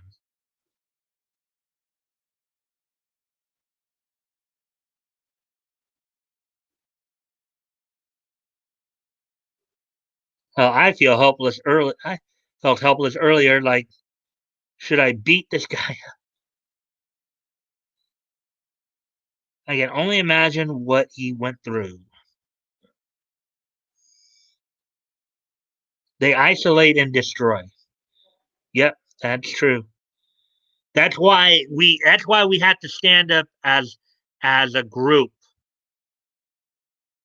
That's why we got to be a band of brothers, as it were. We got to fight for each other's liberties as well as our own.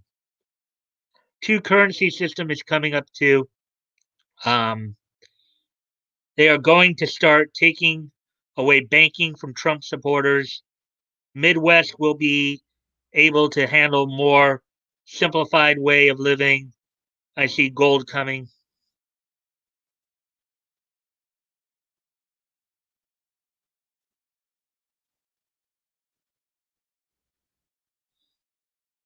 We grow our food, our communities in farm country run fine without anyone being rich. I see big cities really suffer. Yeah, because a lot of people who do live in big cities haven't had to try to work. I mean, I know I live in the suburbs, but I'd have a hard time living in the Midwest like that. But I mean, you still have communities like the Amish in Western Pennsylvania, who do fine without modern conveniences. So don't poke the bear, lefties. It's mad. And with the stunts they're pulling the last couple of days, like Schumer and them calling for Trump's removal, or people like Representative Cory Bush trying to get Republicans expelled. That's only going to add fuel to the fire. That's only going to add fuel to the fire. Around here is okay too. I guess we will see. Oh yeah, you're in Kentucky. Kentucky, even though you do have the left-leaning Governor Bashir, um, and of course, my condolences for you having to deal with Connell. But at least with that, McConnell's no longer the Senate Majority Leader; he's now the Senate Minority Leader. The only reason he's a Senate Minority Leader is because with Kamala Harris being the tie-breaking vote in a 50-50 tie that gives the Democrats a de facto majority in the Senate. So what we have to hope for is that if they do try anything extreme, Joe Manchin will follow through on what he promised and will vote against them if they try anything extreme like packing the courts. Texas, right? I'm Northern Kentucky. Texas is not really that. Yeah, you do have some very blue areas like Houston, but Texas is not really that bad. I mean, look, Ty Beard is from Texas, so oh my bad. Woody is in 92, I think. Goody. Actually, Woody's in Arkansas. Back up. Woody, I know, is in Arkansas. I'm probably the worst off. I'm in California. I remember that cartoon. Laugh out loud. No worries, man. Fractured fairy tales were awesome. Yeah, people in cities just tried to tell other people how to live. He's a turtle. His mouth is stuck from to play everyone to play ball. Oh, you're talking about McConnell? Yeah, which is what I was getting at when I was talking about the idea. In other words, don't wait for the general election to vote. Vote in the primaries. Look for the candidates. If you don't like McConnell, try to vote him out. Vote one of the other. Look at the other candidates and see what they have to offer. Are they going to be establishment shills like McConnell, or are they going to be more Trump supporters? Or are they going to represent what you want them to represent? Probably the better way of saying it. You got to understand. We wouldn't have the McConnell McGrath choice if if more people took the time to do their homework and vote in the primaries. Primaries can be just as important, if not more important, than the I got to deal with Ralph Northam. Oh, so you're in Virginia there, Solid? Am I not turtly enough for your turtle club? Turtle, Arkansas. Man, I got to write all this tomorrow night when I have my notebook. Well, I'm in California. We just found out Solid's in Virginia. Anonymity's in Northern Kentucky. Woody's in Arkansas. Leto, I think, is in, if I understand correctly. Well, actually, no. Leto, you're in Texas, right? Aren't you in Texas? Um, I thought maybe Texas or Colorado, one of the two. And then ATC's up there in Ontario, Canada. Dana Carvey does some great impressions other than some of his stand ups. He has great interviews with other comedians. He seems like a genuine guy. Yeah. Oh, wow. We got so into the conversation here. It's like we're coming up on an hour 50. We're almost towards the end here, guys. Our primaries were rigged. You still got it. You still got to do, I mean, you still got to try, though, anonymity. Some people would argue that, yeah, a lot of elections are rigged, but you still got to try. The only other option, if you don't at least try, is to take your gun and make something happen. Not that I'm advocating that, mind you, but because I don't think you're just going to lie down and take it. But instead of just continuing saying it's rigged, it's rigged, it's rigged, do something about it. Vote in the primary. Start getting the word out. Hey, look, We know McConnell's an ass. We know he's a corrupt ass. Let's get him out of there. And at least the one saving grace you do have one good senator there in Rand Paul. But just saying, oh, it's rigged. I'm just gonna follow along because it's rigged. There's nothing I can do about it. That's BS. Yep. I love his stand-ups. So under the framing OJ bit was classic. A surprise Razorfist hasn't made a video about all this yet. We gave them a yard. They will. We gave them a yard. They will take every. Yeah, we give them a yard. They'll take everything. Yeah, you got it. Chopping broccoli. Leto is Texas. That's my confusion. I'm in Texas. Yeah,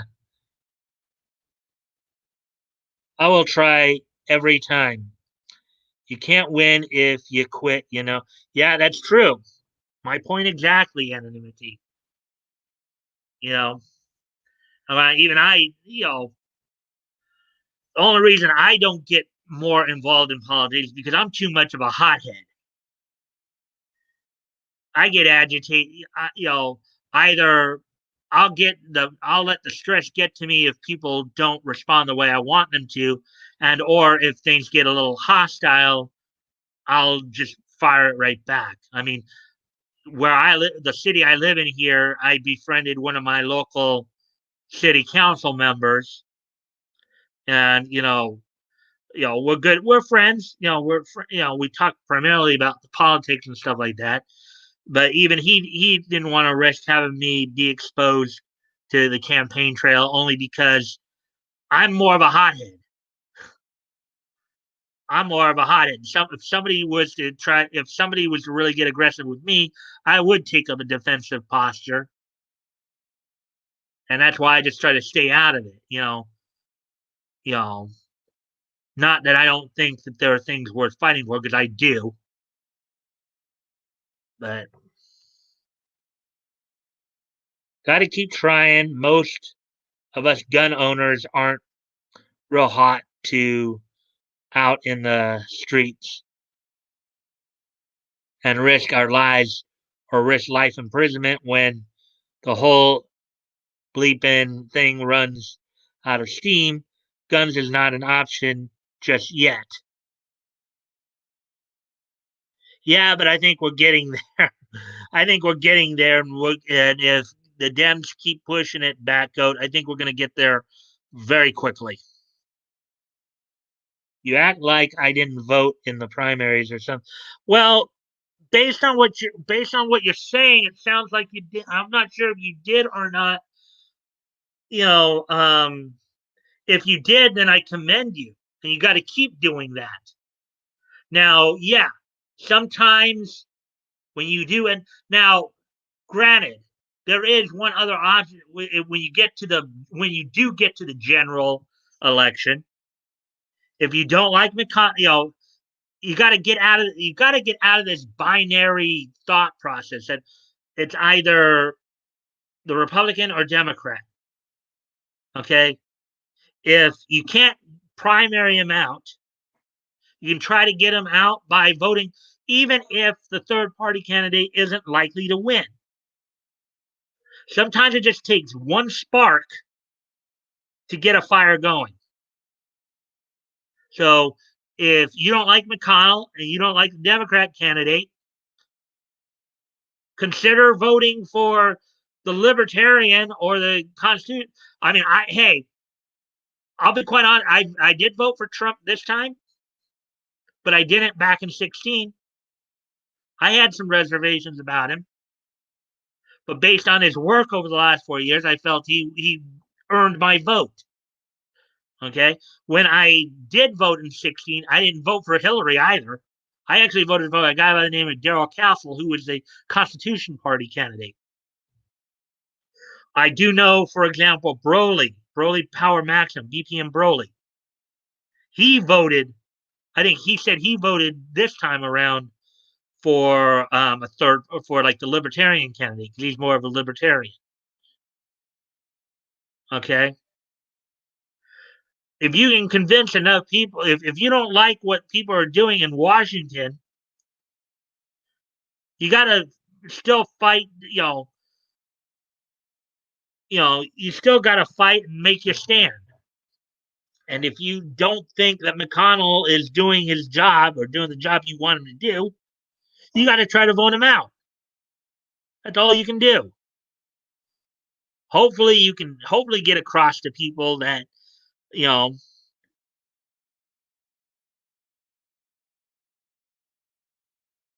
you voted for. No, I didn't vote. I wasn't. Let's see. No, I did not vote for Perot. I don't think I was even.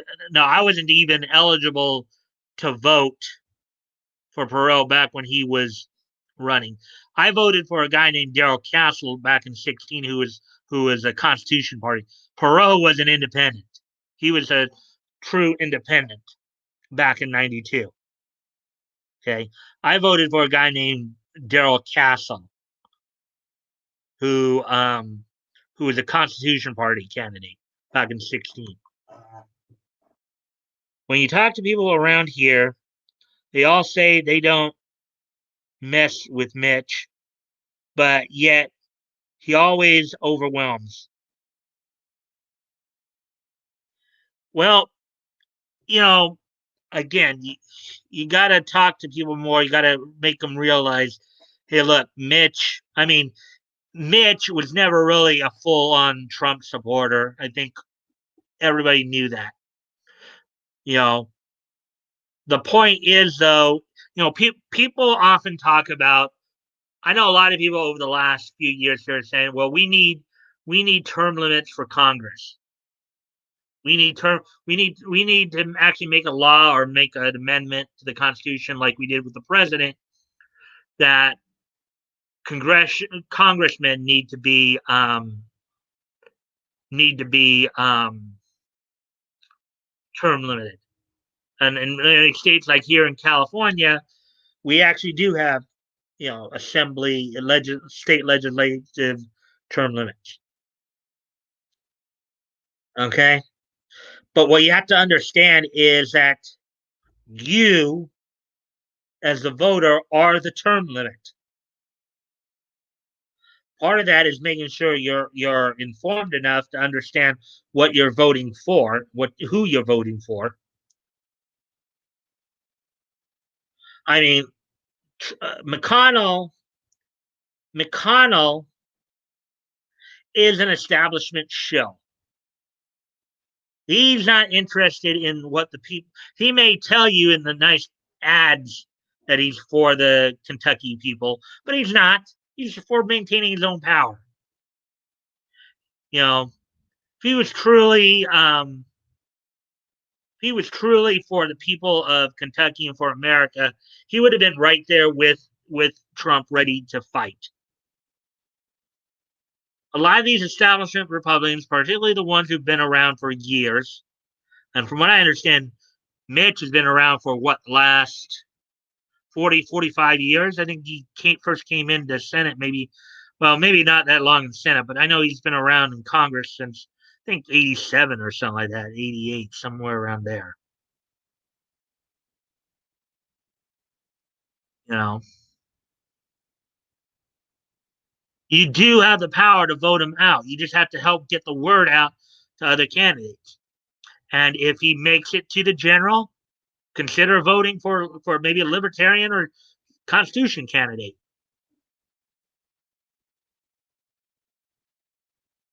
As Perot, the Read My Lips guy, no, that was actually Bush 41. That was Bush 41. That was George H.W. Bush.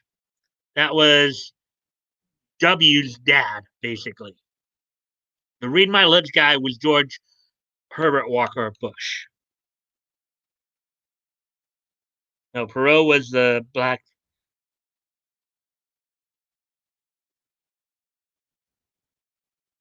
Bush the first, right? Oh,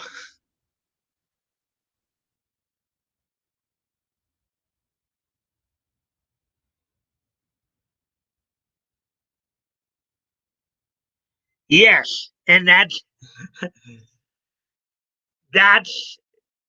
particularly in Washington, in the swamp. That's exactly the point. That's why that's why you really have to start looking at these people and looking at what they're doing. Keep yourself informed. And when they're not representing your values, you have to try everything you can to vote them out. Vote in the primaries, and if they do make it to the general, consider voting somebody else in who isn't a Republican or Democrat. Consider voting for a Libertarian or a Constitution Party or whatever party. Look into the other parties and see what they offer, and see who represents your values and what you want to see in government, and then vote them in or try to vote them in. And you can also help by getting more involved by talking to, maybe like-minded friends and get them to try to vote for them. Just takes one spark to start a fire. If you realize that Mitch is an ass clown and his opponent's not much better, what about the Libertarian candidate? What about the Constitution Party candidate? What about I'll even say Green Party candidate? No, Green Party is pretty much, Green Party, Socialist Party, Peace and Freedom Party. Those are that tend to be left leaning parties. But whatever, at look at the parties, look at the platforms, and really educate yourself on what and who these people are. You know, even if that means that we have to lose a few elections in the beginning. Because to build a movement up, sometimes you have to take a few hits to build a movement up. If you don't like the two-party system or if you don't like the establishment, work to get rid of it. Work to vote these people out. They're certainly doing enough to upset a lot of people. You know, we actually did make some gains overall. We did get some seats back in the House, even though we didn't flip the House back. We'll likely flip the House back in 2022 because one, you have the reapportionments going on over the next year here, and a lot of the state legislatures are still controlled by Republicans, by conservatives. So hopefully that will help some. But if you want to get rid of these establishment people, get yourself learn more about who their opponents are, and then make a choice to vote for, whether it's in the primaries or even in the general election. Now here in California, we have an open primary system, and they take the top two. So, but make your stand. Eventually, if you can go out and you can convince people, okay, yeah, we should vote for this guy, and this is why. You know, can make your argument, and you start by by talking to people who are of like mind with you. I'm sure you're not the only one, anonymity, who in Kentucky there who doesn't like McConnell. I'm sure there are a number of Trump supporters there who want to see this guy ousted. You guys start talking amongst yourselves and commit to finding a candidate, whether they be a Republican or even a Democrat or any other party, even if they're in a party that may not have a chance. Now, I've seen that there have been times when some libertarian candidates, particularly in the Midwest, there have actually done some pretty, where they may get 3 to 5% of the vote. Now, granted, that's not much, but they already have 3 to 5% of the vote. you can, if you can add a little bit more to that, you can start making the Republicans be held more accountable. Because if you show them, hey, look, if you don't respect us, if you don't represent our values, we'll find somebody we will vote you out. That's why the two-party system works, because nobody really thinks, people just are under the impression that there's only two parties, and that, people like you say, well, elections rigged and all that. So I spent quite a bit on that.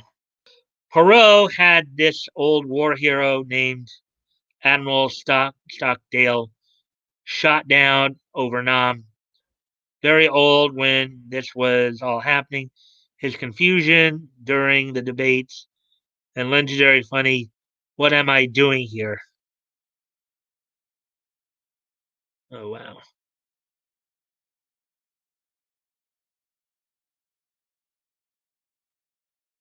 Anyways, let me get the.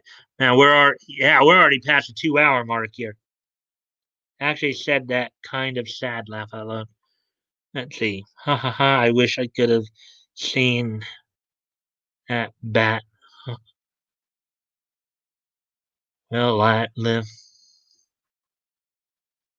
Joe Jorgensen supports burn loot murder. Well, yeah. Okay. Burn loot murder. Don't know exactly what that means, but it sounds like you did some research on her. So SNL mad, some hilarious sketches back in the day when they weren't commie pigs. Yeah. Made.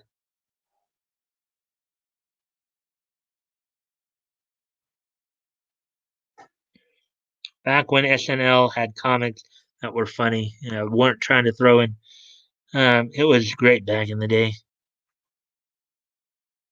How is SNL still on Laugh Out Loud? Because they're on NBC, which is a total lefty shill house. They tell their audience when to laugh, like Lily Singh. Laugh out. They get a live audience because of politics. NFL can't. SNL gets an audience. Fake demic.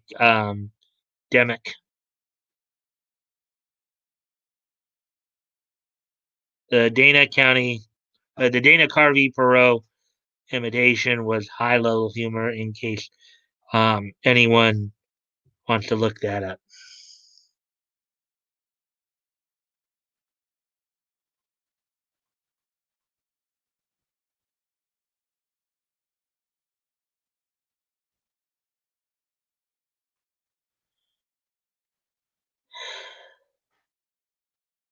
I got it queued already. Rock on. Kanye for Perez. If you believe if you believe he represents your values, my friend, go for it. You believe he represents what you want to see in a president, go for it. I don't believe in our government too much anymore. I feel dead inside. It really hurts. Everything looks gray like death. Yeah, I can understand that note, because basically we keep voting in the same people who keep screwing us over. And one of the things that we can do before we grab our guns is we need to start voting out a lot of these establishment idiots. We need to primary these people out of here. I'd even argue that maybe we need to even consider getting a third party going, or somehow incorporating elements of other parties, like maybe the Libertarians or the Constitution Party or whatever. Because the GOP and the Dems, the elephants and the jackasses, and yes, I did say jackasses because that's what Democrats self-identify as jackasses. Okay, they aren't really representing what they aren't even really representing what their constituents want. They may want you to believe that, but I don't believe in many cases they're even really representing what their they're telling what they're more like telling their constituents what they want. Shh, we're about to lose a lot of electrons, a lot of elections.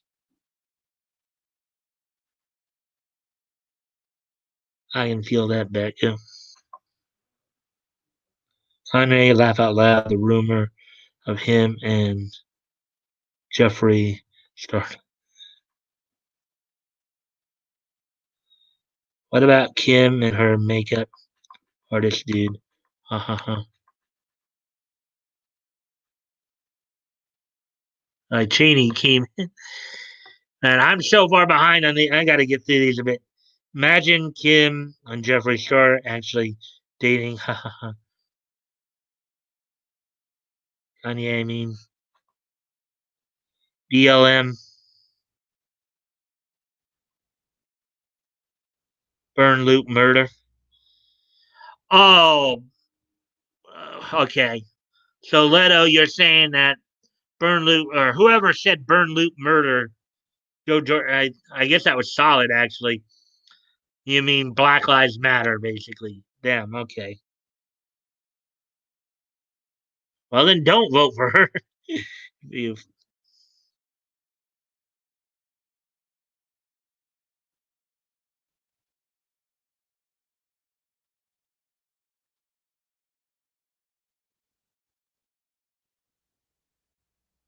what RGE likes to call piano. Yeah, and I guess I can see the logic there. She is criminal bad.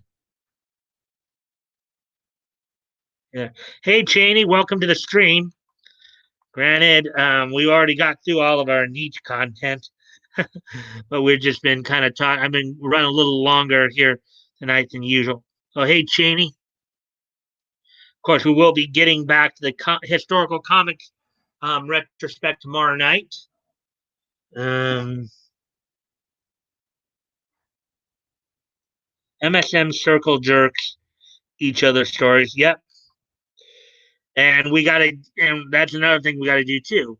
Donkey equals jacket. Yeah, that's exactly it. Solid. But yeah, but and that's another thing too. We got to find alternate forms of media like Newsmax, like you know, like conservative, viewers and stuff like that. You know, take money out of their home. Yeah, I know she was solid. I'm well aware of that. I just didn't pay much attention to her because I had already decided I was going to vote for Trump. So, but I was aware. Actually, the funny thing about the Libertarian candidate, and I talked about this before. Um, there was this was funny. And I mentioned this on one of Crow's streams too before. There was this one candidate in the Libertarian primaries named Vermin Supreme. I am not kidding you. His name was Vermin Supreme. He was kind of an older guy. They said he was some kind of weird kind of artist or whatever. This guy would walk around with a boot on his head. He wore this like long boot as a hat.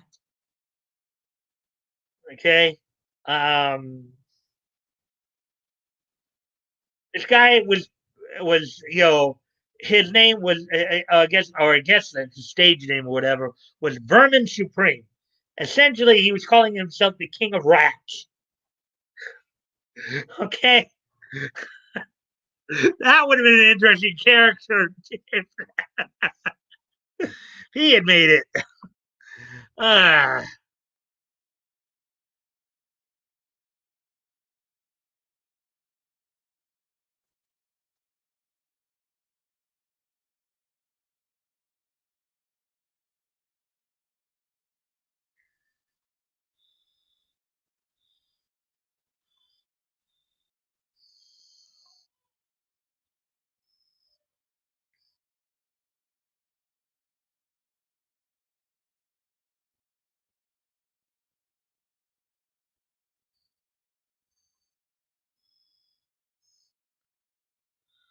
And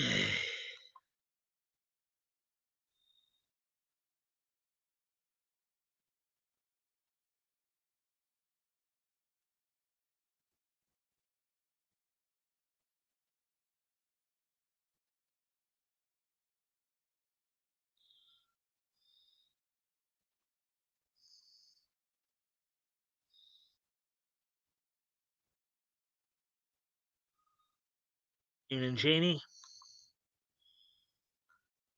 JoJo has a lot of great policy positions, but she made a few big mistakes, namely supporting BLM and saying we need to be anti-racist.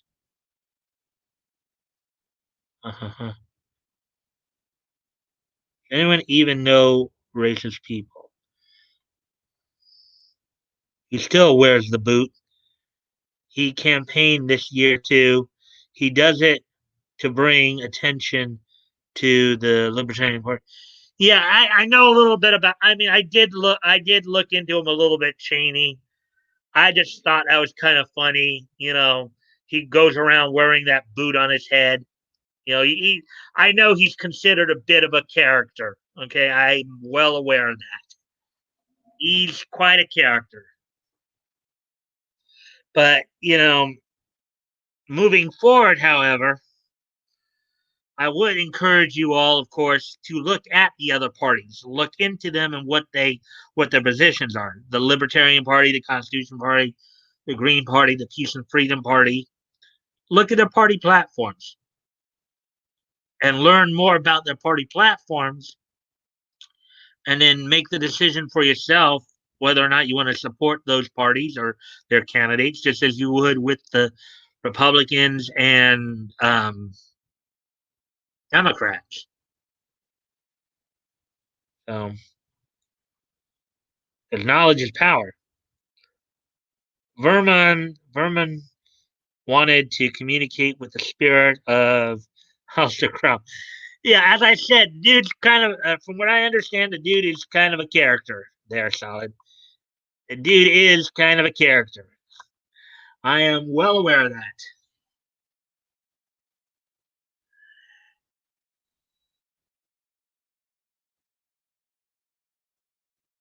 Yes. And we're up to 6 people now. We are going a little long here, too. BLM is 100% racist. Um, is communist. I want all politicians who support this terrorist group to spend time in Leavenworth, not a call to action. Just saying. Well, here's the thing. We know that they're terrorists and they're militant, and quite honestly, the only way the only way to deal with them may be to be militant right back at them. Okay, they're already claiming that they take guns because they're afraid people are going to run them over when they're blocking freeways. These people are already acting militant. They declared war on us. Okay, they're already doing this. We need to do it back, because if we don't, we lose everything.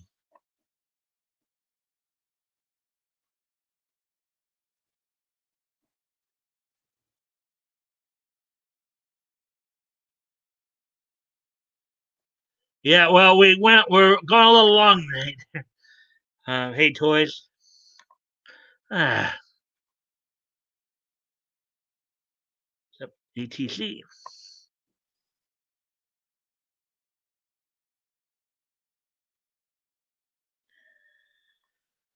Ah,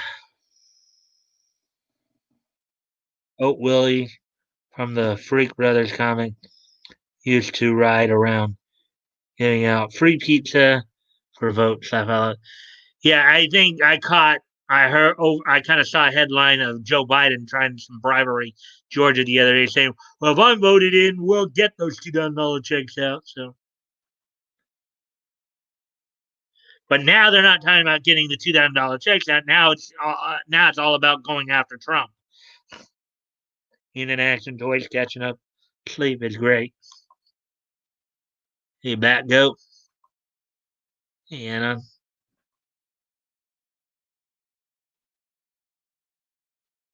Hey, Ricada link stream. Well, I mean, we're coming up on 2.5 hours already. Hey, toys. I just let it go here simply because of the fact I knew sounded like we were a lot of us were, I guess, venting on the stuff that's happened over the last few days. Cool. All right. Well, anyways, guys, I think it'd be a good time to start wrapping up. Are you guys ready for this day in each history?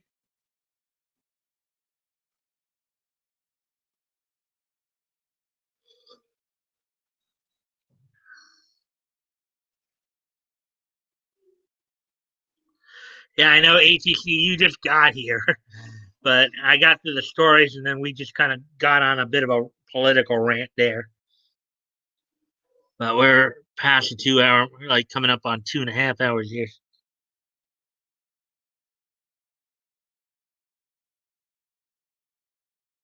Let's see. History time. Teach me up. Teach it up. Teach me. Okay. So, without any further ado, let me just go back and review this real quick. Right. With that being said, so today is Thursday, January the 7th, 2021. Let's take a look back at this day in each history.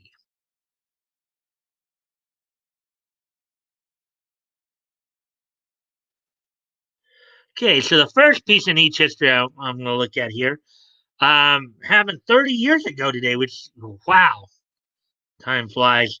30 years ago today, on this date back in 1991, Arn Anderson would defeat Tom Zink in Perry, Georgia for the NWA World Television Championship. It was during this reign that the World Television, which was originally the Mid Atlantic Television Championship, would change its name, would be renamed to the WCW World Television Championship. So on this date 30 years ago, Arn Anderson would defeat Tom Zink, Z-Man, for at the time, the NWA World Television Championship, which most people would know as the WCW World Television Championship. So it does fly. Jack's show is on tonight on the Star Wars Girl channel. Um, if you're looking for something after. All right. So anyway, so with that being said, let's move on to the next thing. The next piece of niche history. And for the comic book fans here, let's see.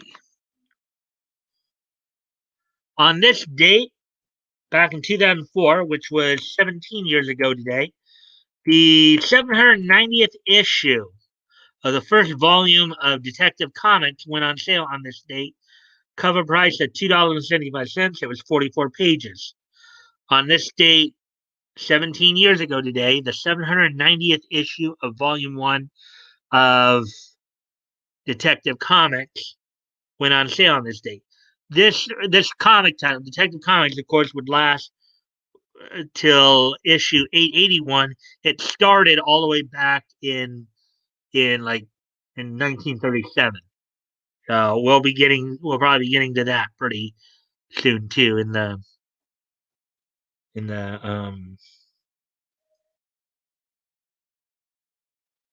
Hey guys, question: do you want new ZZ Top style or old face fro style for a stash?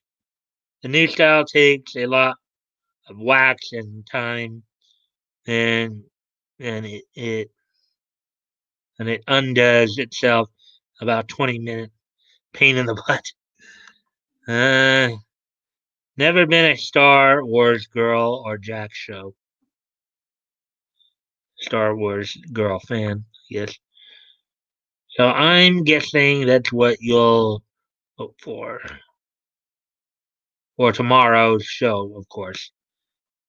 I'm a fan of Lagrange, but I like the old too. I'm torn. Okay, well, anyways, on to the next, the last piece of niche history here. Um,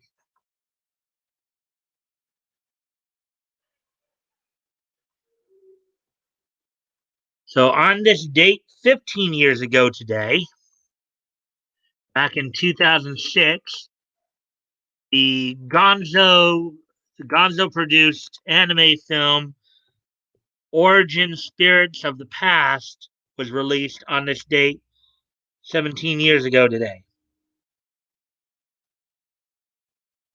Check it out, Leto. There's a lot of degeneracy, right? Because special guest Norway and Witten. So, anyways, on this date 15 years ago in 2006, the Gonzo produced anime film Origin Spirits of the Past was released on this date 15 years ago today. So, with all that, guys, I know we went a little long tonight, but towards the end there, I think we were getting into some good discussion there. Venting a little bit about all the garbage that's been happening lately. Um, so I will look forward to seeing you guys tomorrow night when Batgo and I get together to look back on comics history. We'll look back at July of 1936. And until then, I shall bid you all adieu. Good night. Get some good rest. And I'll see you all tomorrow. Bye.